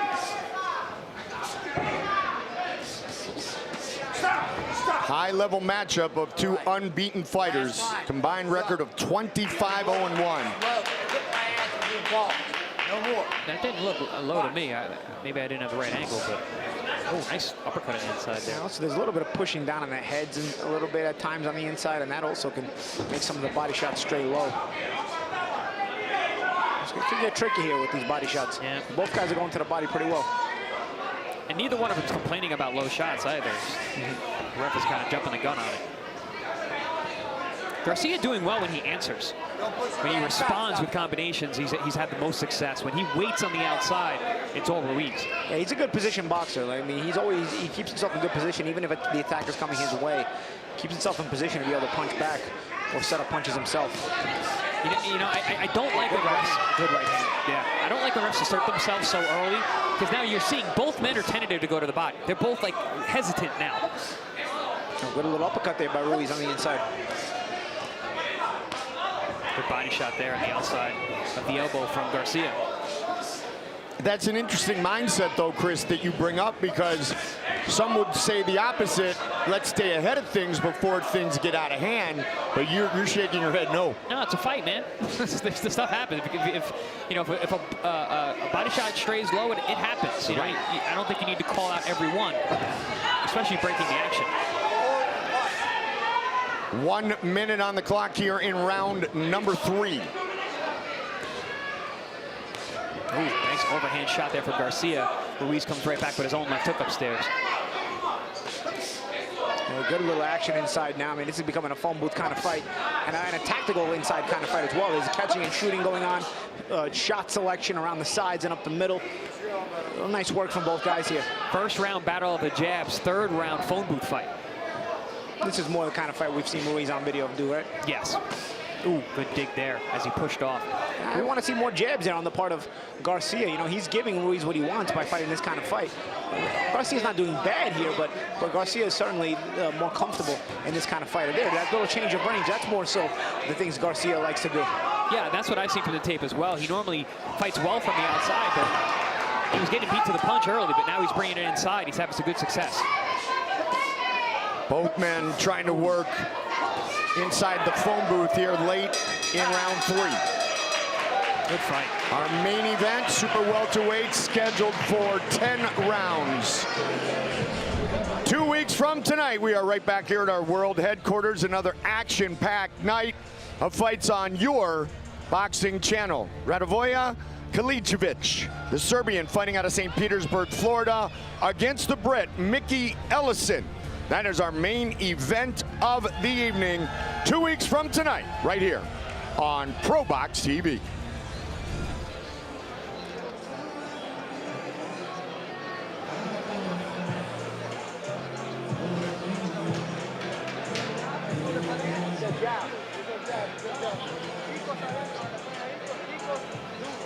Hey, necesita mucho jab. Jab es llave. Jab es llave por la pelea, ya sabes. Diferente, dos, triple. Bob Santos, a man that Paulie said in the past, the best trainer you've never heard of. His big name right now, the Dominican southpaw Hector Luis Garcia, the WBA super featherweight title holder since August of last year. Round number 4, Garcia, 13-0-1, white and gray trumps. Ruiz 12-0, white with the red. Oh, big shots here. Yeah, Garcia's been able to you do well with a couple of chopping right hands in the past round and a half now.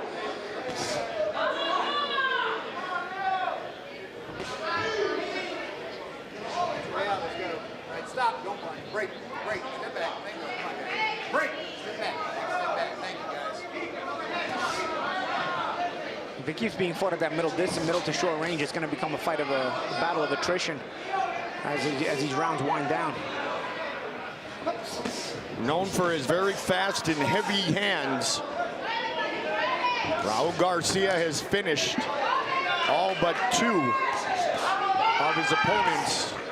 3 when you consider the draw against Robert Terry in April of this year on Showbox. Good combination there by Ruiz. He's backing off Garcia now. Garcia's got to get consistent. Remember, we were earlier in the fight, he was responding, keeping his position. Now Ruiz is starting to bust his position a little bit with these punches that he's throwing and landing. Nice shot there, right hand over the top. Good shotgun jabs are setting up the right hand, and then back comes Garcia. Yeah. That little chop right hand has been there for Garcia. He's used it for his advantage pretty well.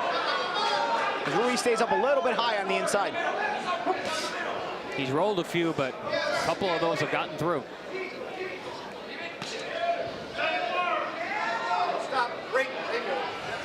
Camp for Garcia took place mainly in Las Vegas, finished up down the street in Orlando. Oh, just missed with those shots. Man, just quick snapping jabs by Leonardo Ruiz. Those left hooks, I think they're getting caught on the elbow somewhat, but his elbow's starting to bust in. Ruiz is landing nice left hooks to the outside of that elbow, but it seems like his arm is giving in. Those shots hurt like that. And he's going to continue to try to hit that exact same spot.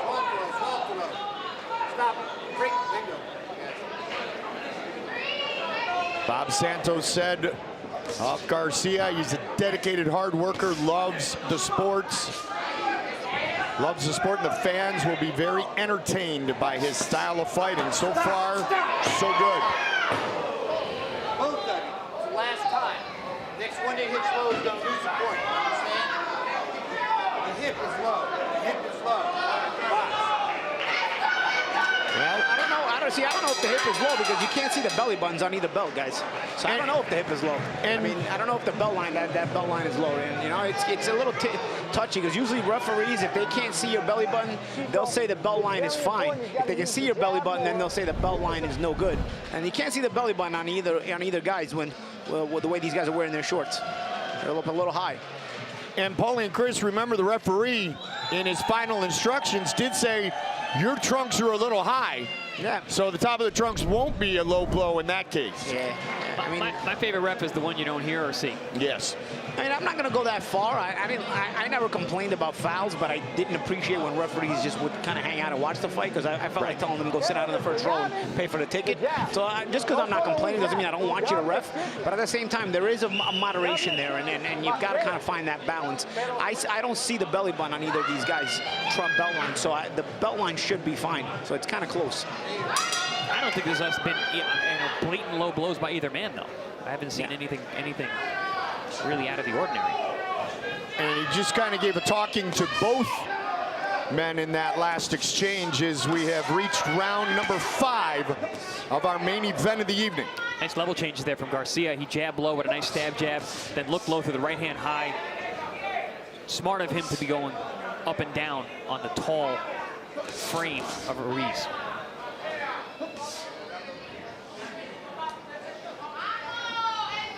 Both men abundantly skillful. 150 amateur fights for Garcia.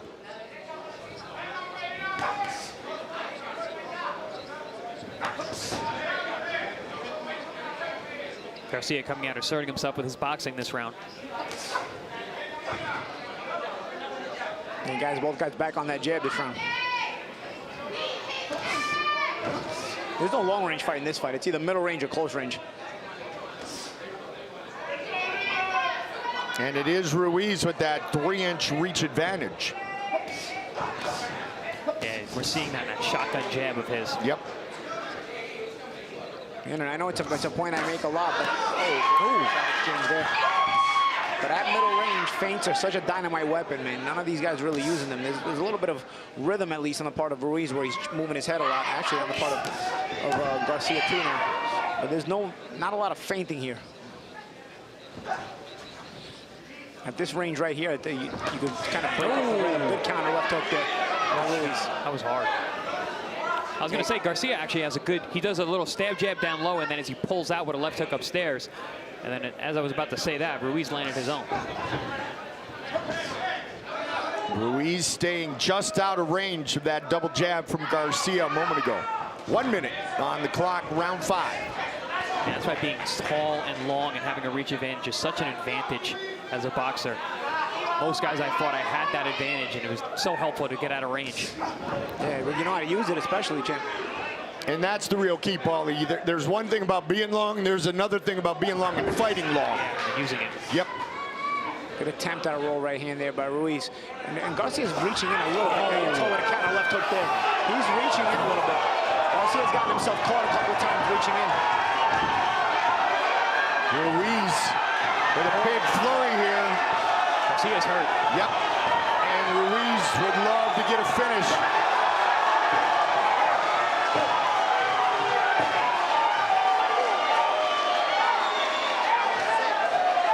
Reached in a couple of times this round and paid the price. The second time he reached in and paid the price, he wound up getting hurt. That knockdown actually might help Garcia because I think he was really hurt. Now he's getting a little time with the knockdown, but he's getting hit with some big shots here too. Oh! Seems unfazed. Of the round.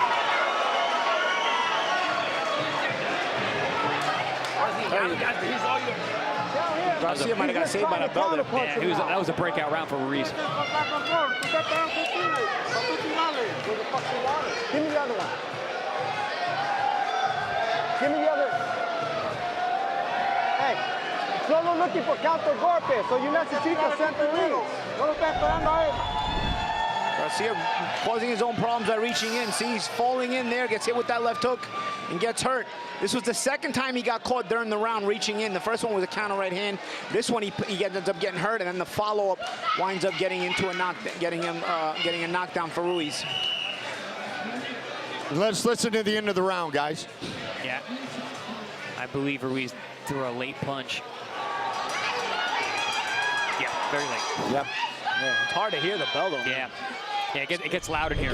It does get loud in here. I don't know if you guys hear it at home, but man, the walls just bounce around. The sound just bounces around. And we can barely hear each other. We're standing right next to each other. We're mic'd up. Yeah. I can hear you. The Magic Man, Paulo Malignaggi, Chris Algieri, Mike Goldberg, round 6 of our main event of the evening. Here on a Wednesday night on Probox TV, your boxing channel. Ruiz doing a really good job of mixing things up. He just came out with he hurt his man with a left hook last round, came out with a big chopping right hand just now, and then going with a double, triple left hook to the body. Garcia is trying to work the body himself, staying tight, staying low. Is this the distance, the range at which Garcia should be fighting, champ? No, absolutely not, especially when he's been hurt. He needs to be on the outside a little bit because he was fighting well in that outside distance using his boxing ability, but yeah, I just think he had to make the adjustment with not reaching in. Other than that, I mean, the middle range for him was probably a more convenient place. Now Ruiz is starting to get closer more and be more comfortable inside. At this point though, like, he's a little rocked. Even the punches that he's partially blocking are hurting him. Yeah. And Ruiz is confident now. He's ripping shots with authority. I've been impressed with Ruiz's ability to plant his feet and load up on shots, but still stay tight and defensively sound. Nice short little right hand. Was waiting for it on cue after you talked about it, Chris. Man, holds his ground really well. Yep. Defense is subtle enough that he can counter in position. And use the key word there, champ, subtle, because even he uses his shoulders in there, he kind of rolls with the shots, uses his gloves to block. Not taking a lot of clean punches is Ruiz, while staying in that range of fire. A little headbutt, though, he did take there. This is a vast improvement from what I've seen on tape of Ruiz. He looks really sharp tonight, showing new aspects to his game. Robert Garcia did tell us earlier he's coming off his best camp. His 24-year-old improves on a daily basis, looking for a showcase win against an unbeaten fighter, an unbeaten opponent in 13-0-1, Raul Garcia. You give Garcia credit for trying to push back Ruiz to the ropes, trying to at least be physical and bully him. He's not been able to get his attention with a big shot landed this round, but at least he's been trying to be physical and push back the momentum of Ruiz. But the good counters, he gets caught leaning in again. It's that middle distance. He's getting clipped there. Like you said, Champ, when he was all the way in, he's smothering the shots of Ruiz. But when he's in that middle distance, he gets cracked. And you know what? You talking about he has that fade, but on the inside, being on that front foot is hurting him right now. Yeah, it doesn't matter if you're that close. Oh, good body shot. That's Ruiz, what you talked about earlier. Economy of motion, Chris. Stays planted, stays on those feet, and delivers fire. Ruiz did a great job mixing those punches up. Right hands, left hooks high, left hooks low.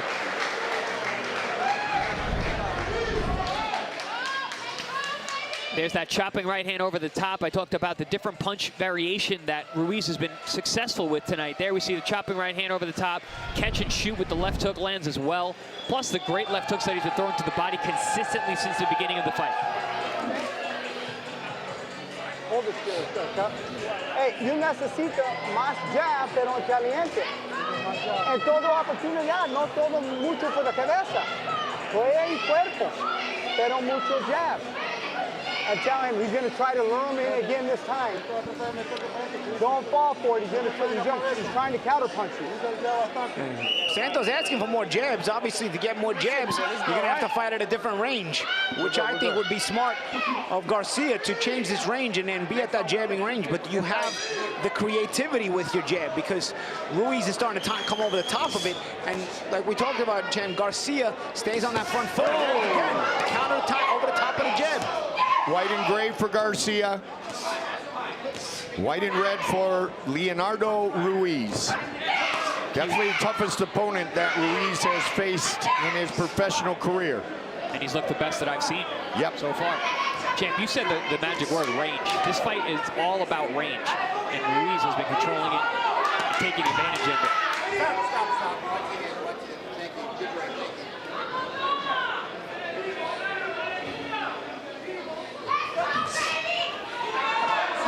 Garcia trying to get himself right back into this fight.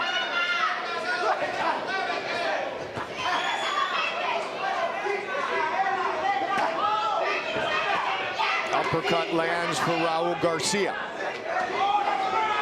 Both men work the body.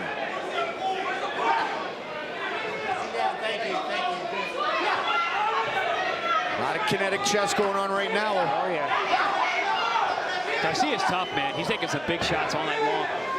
Yeah, he's hurt, dropped a few rounds ago. Bob Santos told him use your jab, and instead he's languishing on the inside. Well, you're not going to be using your jab at this distance. I don't think he really has a choice. I think he's a little rocked upstairs. He's getting hit with big shots in that middle distance. Oof, right there. And as we talked about earlier, Ruiz, when there is space, does a very good job of fighting long. Does a really good job at mid-range and in tight as well. First career 10-round fight for Leonardo Ruiz. Break. There you go. Third 10-rounder for Garcia. One ended in the second, the other in the sixth.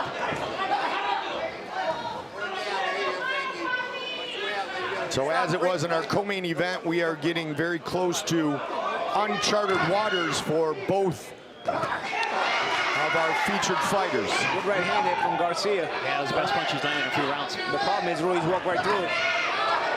Under 30, round 7. Oh, man. Just missed with that. Both guys got their head off line. That's why they tell you keep your head off line when you throw the right hand. You just learned why. If you don't get your head off line, that's the kind of right hand you're liable to take when you're throwing your own right hand. That could have been the end of that night for either guy.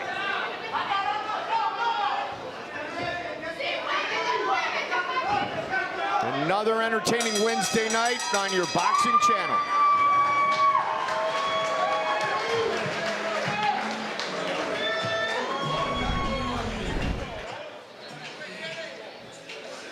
They said that left hook on the inside, countering off of the 1-2, and you see it's the same shot. But again, you see the front foot as Garcia gets on his front foot, he leaves it out on a pedestal.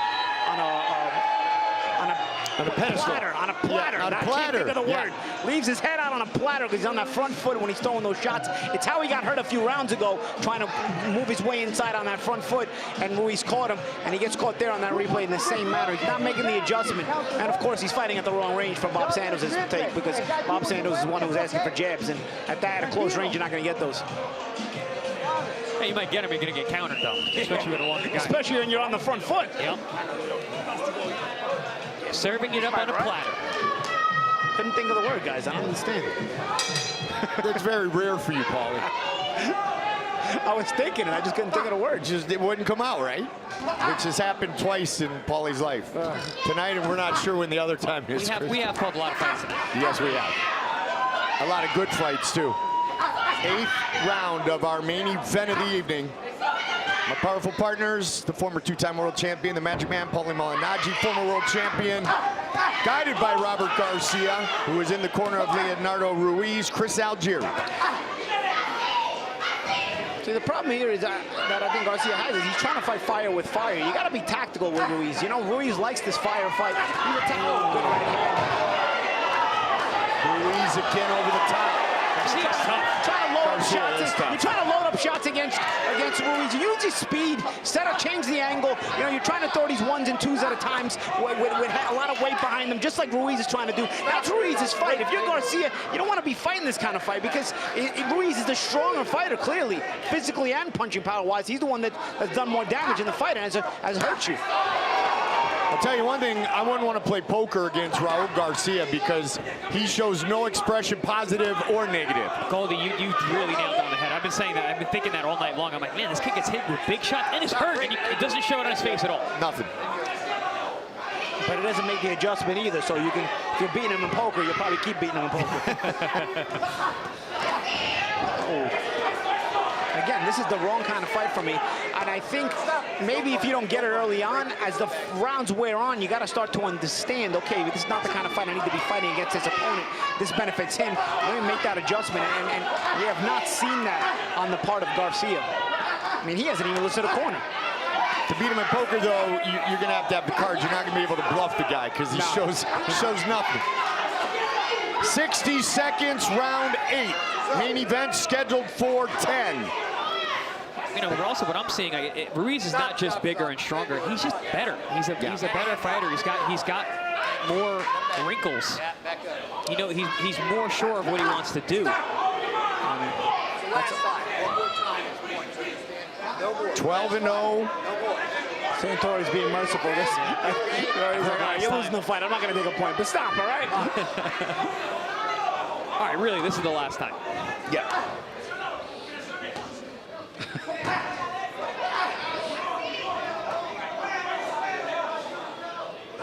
You can tell Ruiz, he wants that emphatic way to win this fight. He's no looking question. for those big shots. There's a nice left that lands. But Garcia is very tough. Taking these big shots, still coming forward.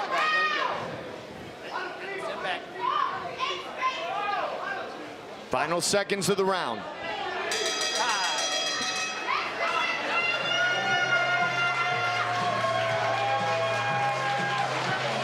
Very slow walk back to the corner from Garcia. Can you blame him? No. Dos rounds, you gana dos. Mira.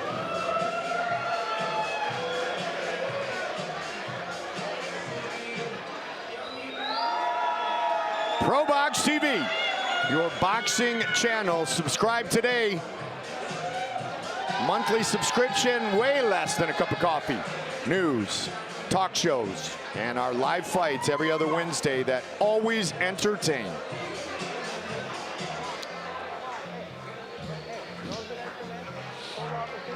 We don't promote boxers, we promote boxing.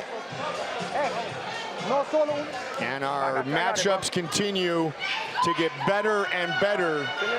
And when you have Freddie Roach in the building 2 weeks ago, now you have Bob Santos, Robert Garcia tonight.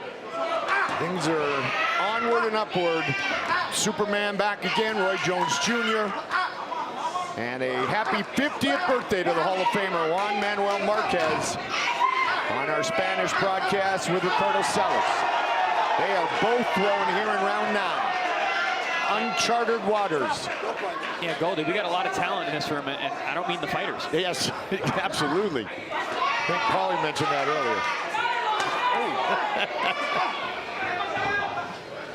Ricardo, it's Ricardo's birthday, I understand, tomorrow. I don't know. Yep. We got a lot of birthdays. We're all getting old. Every single day. My manager used to say, it's not bad to get old, because if you're not getting old, you're dead. That's very true. When the clock stops, it stops. That's an excellent way to put it. Oh, good uppercut on the inside from Ruiz. Man, Garcia's tough. He's taking some big shots. And Ruiz has not let up all night long. I don't wake up feeling my age, though, guys. I just feel about 10 years older. Too many cross checks during all those hockey games. Oh, those don't help, right? No, they do not, Paulie. I don't know, watch Garcia right now. I mean, he kind of just slides in on the front foot. Watch what he does, right? You see, okay, that at least went for a body shot, but you see he kind of falls in on his front foot. He's. And Ruiz reads it perfectly.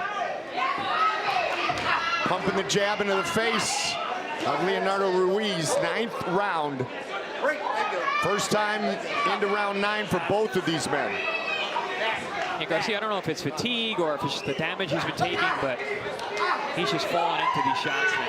And you see, there's also no adjustment. It's like he breaks and he goes right back into the mix. You go break and you go right back into the mix. That's what Ruiz is supposed to be looking for, to go right back into the mix. You should be taking some steps to the side, change the angle on the jab, and starting to box and make an adjustment. You know, look, you're going to break and he goes right back into the mix. I mean, there's no thinking. He's like an automatic pilot. And he gets hit with a counter left hook there because he put his head on the platter again. There it is. He's going to do it again. He's on, like I said, he's on automatic pilot. There he goes again.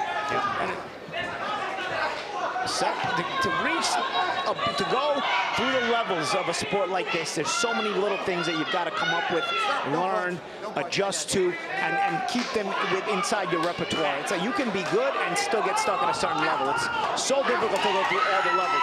It takes a lot of intelligence in there and adjust, and an ability to adjust. This is why world champions, being in that world-class status, very few and far between. And Chris, you commented earlier as round 9 is going to come to conclusion that you see major steps being made by Leonardo Ruiz. Oh yeah, this is by far his best performance against by far his best opponent. And he's made adjustments that I haven't seen him be able to do in fights. The rolling of the shoulders, the subtle defense, the punch selection. I like everything I'm seeing from Ruiz today. Yeah, he's the kind of fighter. He's the kind of fighter who fights inside, and yet you still don't hit him clean. Yeah. You know, it's that little subtle kind of defense. You know what I'm saying? Even within the mud. Yeah, it's one thing to be tough and go back and forth, but yeah, he's not there for the receipt. But even if he is, he's covering, he's catching, he's kind of going with it, he's kind of riding with it. It's like... High-level fighters, they do it until they get it right. World champions do it until they don't get it wrong. Yep. Good point, Goldie. Let's go. 10th and final round. San Bernardino, California's Leonardo Ruiz. Santo Domingo, Dominican Republic, Raul Garcia. 3 minutes remain. Our main event of the evening, white and gray for Garcia. He's 13-0-1. Ruiz in the white and red. He is 12-0. Big shot. Speaking of adjustments, that's been something Ruiz has adjusted to. He has seen as the night wears on, Garcia flies in on that front foot, and he's caught him coming several times in the second half of the fight.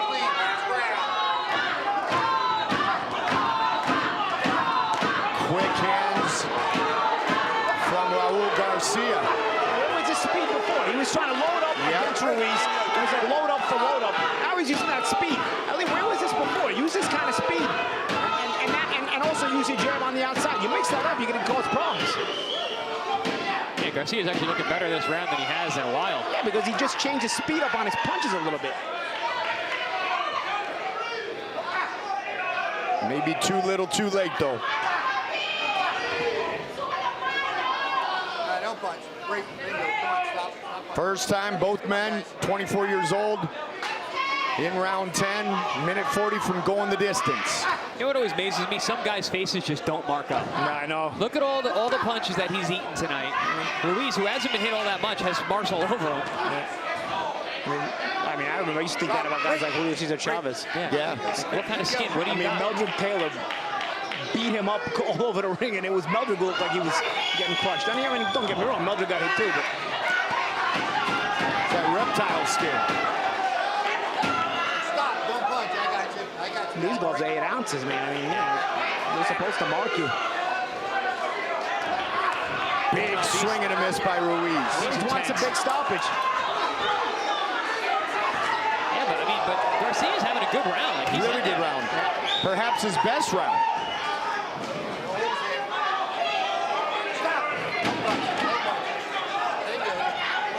Let's go. Come on, guys. Got about a minute left. Come on. Big breath taken by Leonardo Ruiz. Yeah, both guys are feeling this 10th round. Yep. 30 seconds remain. We lost the mouthpiece too. They really are feeling it. Yeah, they're feeling it. They fell off the cliff. Let's see if this break makes them, gives them one last burst of energy. Not a lot of time left. 25 seconds to go. Garcia got clipped. That front foot of Garcia beating on that front foot when he's throwing combinations. It's going to be something he's going to have to work on when he goes back to the gym. If there's one thing he's going to have to learn from this fight, that's one of those things for sure. One of the main ones. These two men have put on a show. They go the distance in our main event of the evening. Raul Garcia and Leonardo Ruiz. Another great night of fights here on Probox TV.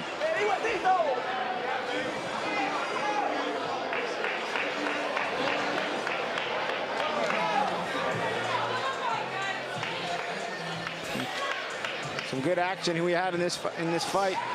You see Ruiz on the inside was finishing the exchanges a little bit better, getting the sharper shots. It wasn't for Garcia wasn't landing. It was just that Ruiz was starting to land better. He was finishing the exchanges better, and he was sharper, and eventually he was able to start hurting Garcia more and more as the fight progressed, especially here in that 5th round. He catches Garcia coming with a big left hook, and then the follow-up assault winds up dropping Garcia for the only knockdown of the fight.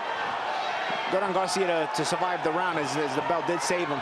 And then he wound up escaping the round and coming back, and surviving to the end of the fight. But Ruiz continued to, be more dominant in the second half of the fight. We didn't really see many adjustments made on the part of Garcia. We know Bob Santos was asking for more jabs. At this range, you're not going to get those jabs. And so there's a nice sharp 1-2 from Ruiz. Yeah, the better, cleaner work was coming from Ruiz all night long. He looked like he was more sure of what he wanted to do. He knew what range he was supposed to be at, and he knew what to do when he was in those said ranges. The last round, Garcia put on a hell of an effort, but even in that round, he still got hit with some big shots from Ruiz. One of the better rounds of the fight for Garcia was the 10th, but too little too late for my liking. Judges have rendered their decision. Once again, here is Mark Lichtenfeld. Ladies and gentlemen, after 10 hard-hitting rounds, we go to the scorecards. Rodolfo Aguilar scores at 95-94. 95 a 94. Garcia. Alexander Levin scores about 96-93. 96 a 93. Ruiz. And Thomas Nardone scores about 98-91, 98 a 91. Your winner by split decision, el ganador por decisión dividida, Leonardo Ruiz. Split decision victory for Leonardo Ruiz, who moves to 13-0.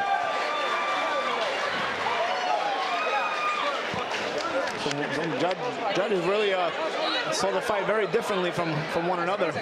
I hear numbers, Paulie, and I just wait patiently for you to. I think the right guy won in the end. Yes. It was a nip and tuck affair. I just thought Ruiz was, doing the better work at the kind of work they were doing. They were both working though, but I just felt like Ruiz was clearly doing the better work, especially as the fight went on. It separated itself. Very interesting to have 98-91 one way and then 95-94 the other way. Yeah. That's a big spread. Yeah. So our main event delivers once again here tonight on Probox TV. And we look forward to our main event 2 weeks from tonight, where the man who's going to take over, or look to take over, the center of the Probox ring goes by the nickname Hot Rod.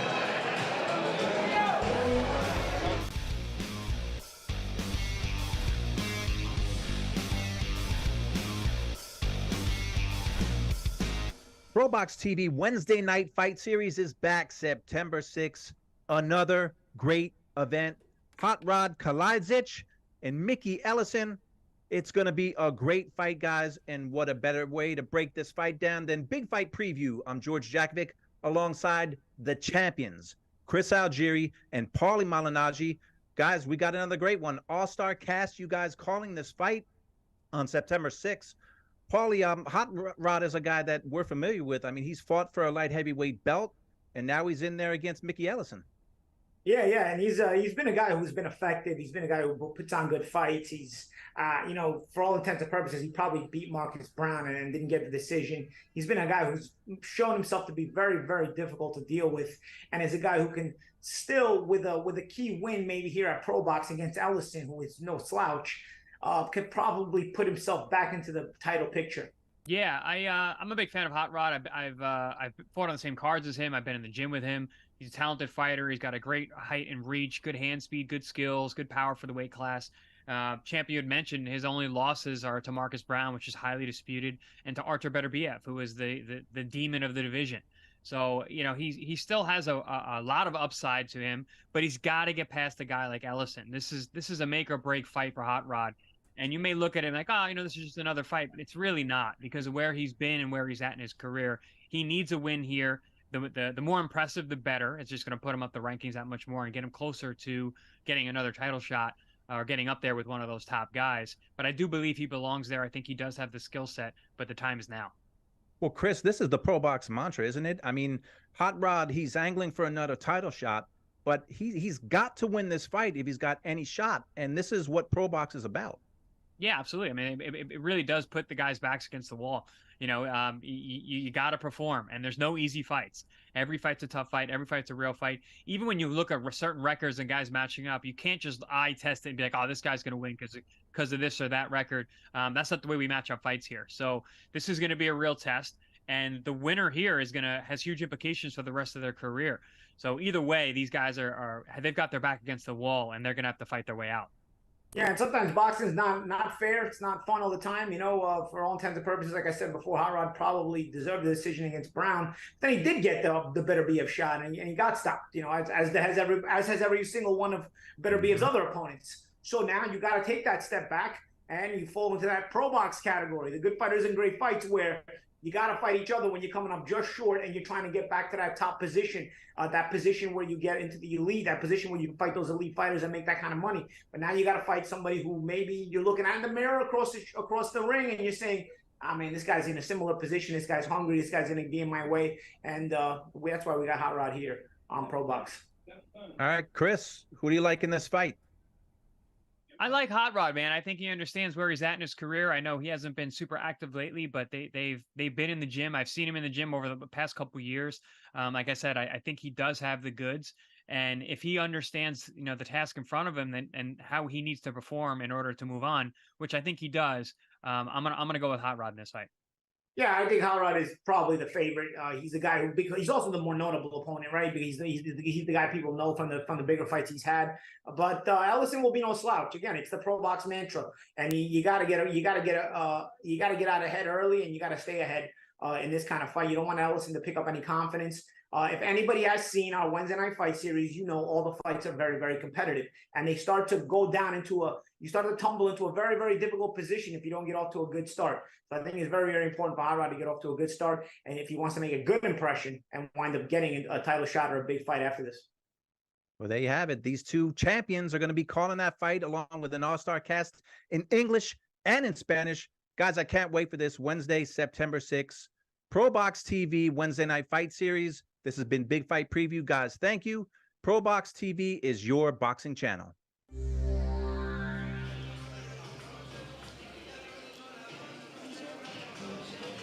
2 weeks from tonight, that ring will be very busy as it was this evening with 4 tremendous fights. And Hot Rod has joined us 2 weeks away. And Paulie, you're sitting the closest to him, so I'll let you fire away first. What's up, Hot Rod? What's going on, man? How was training camp? It's been good. I've been training about 10, 12 weeks for this fight. I came back from vacation, so I was 3, 4 weeks of training. Then I got the call for Beterbiev. Then I was there for 3, 4 weeks in his training camp, and then finished it off here about 3, 4 weeks. So Where was vacation? Serbia. I went to Serbia, Bulgaria, and Greece. Beautiful, beautiful. Yeah. So you went home a little bit. Yeah. Yes, very nice. Well, you were on headset while we were talking about you. How'd we do? You guys did good. You said it perfectly. This is my. I had 2 big fights. I came up short. The Brown fight could have went either way. The Beterbiev fight, it was just, I would call it a street brawl. I was just swinging, wasn't boxing at all. But you know, I fought Beterbiev's fight, and he reeled me into a slugfest. Then he got the knockout. But you guys said it perfect. How do you feel being on in this kind of platform with what we have here at Probox TV and what you've seen other fighters on our platform, what they've been able to do afterwards? Oh, I like it. I wanted to fight here before any other network hasn't, because I always told my coach, I was like, Chris and Paulie, you are one of my favorite commentators. So when I fight, I would like for you guys to, I want to see what you guys have to say. Is the good, the bad, and just hear you guys talk about me fighting. Hot Rod, now let me ask you this though. You listened to the feature. What if Chris Algieri would have said, I really like Mickey Ellison in this fight? Would he still be one of your favorites? Yeah, that's why. That's why I wanted to fight here, so I could hear their opinion, because they're gonna tell you how it is. And I am the favorite in this fight, but Mickey Ellison, I know he just fought two undefeated guys back to back, and he beat them. So you never know what can happen. It's boxing one punch. I love your attitude in talking about 2 men who are 2 of the best in this business. You can learn from listening to the commentators break down your performance, can't you? Exactly. That's why after the fight, I'm going to sit down and hear what they got to say. And I'm going to, if they say, oh, he's dropping his hand, then I'm going to listen to it, you know, and take it to the gym. Well, if you finish the fight, you're going to hear me say, it is all over, just like that. All right. So we look forward to it 2 weeks from tonight. Final thoughts as you get set for Mickey Ellison. The fight? Yeah. Just excited? Yeah, I'm excited. And usually a lot of my fights came in the first round, because with my other coach, I had an attitude of go hit him hard first in the first round, see what happens. But now I'm mentally different, and I choose my shots differently. I jab. So the Beterbiev fight and the Marcus Brown fight, like that was a sloppy stuff. You won't see that no more. You're going to see a calm, composed fighter. Thank you very much for being with us tonight. We cannot wait to call your fight 2 weeks from tonight, September 6th. Stay well. Thank you. I'll see you guys in 2 weeks. All right. Will be in our main event against Mickey Ellison in just a couple of weeks. Wednesday night fights here on your boxing channel, Probox TV. Co-main event, main event, both go the 10-round distance. Mandeep Jangra got a finish early on. And then we had Johan Gonzalez and Ricardo Villalba. And then I'll tell you what, Justin Pauldo, Eduardo Estela put on a show, as did Raul Garcia and Leonardo Ruiz from our powerful partners, Paulie Malignaggi, Chris Algieri. Mike Goldberg saying so long until next time. We see you right back here on Probox TV.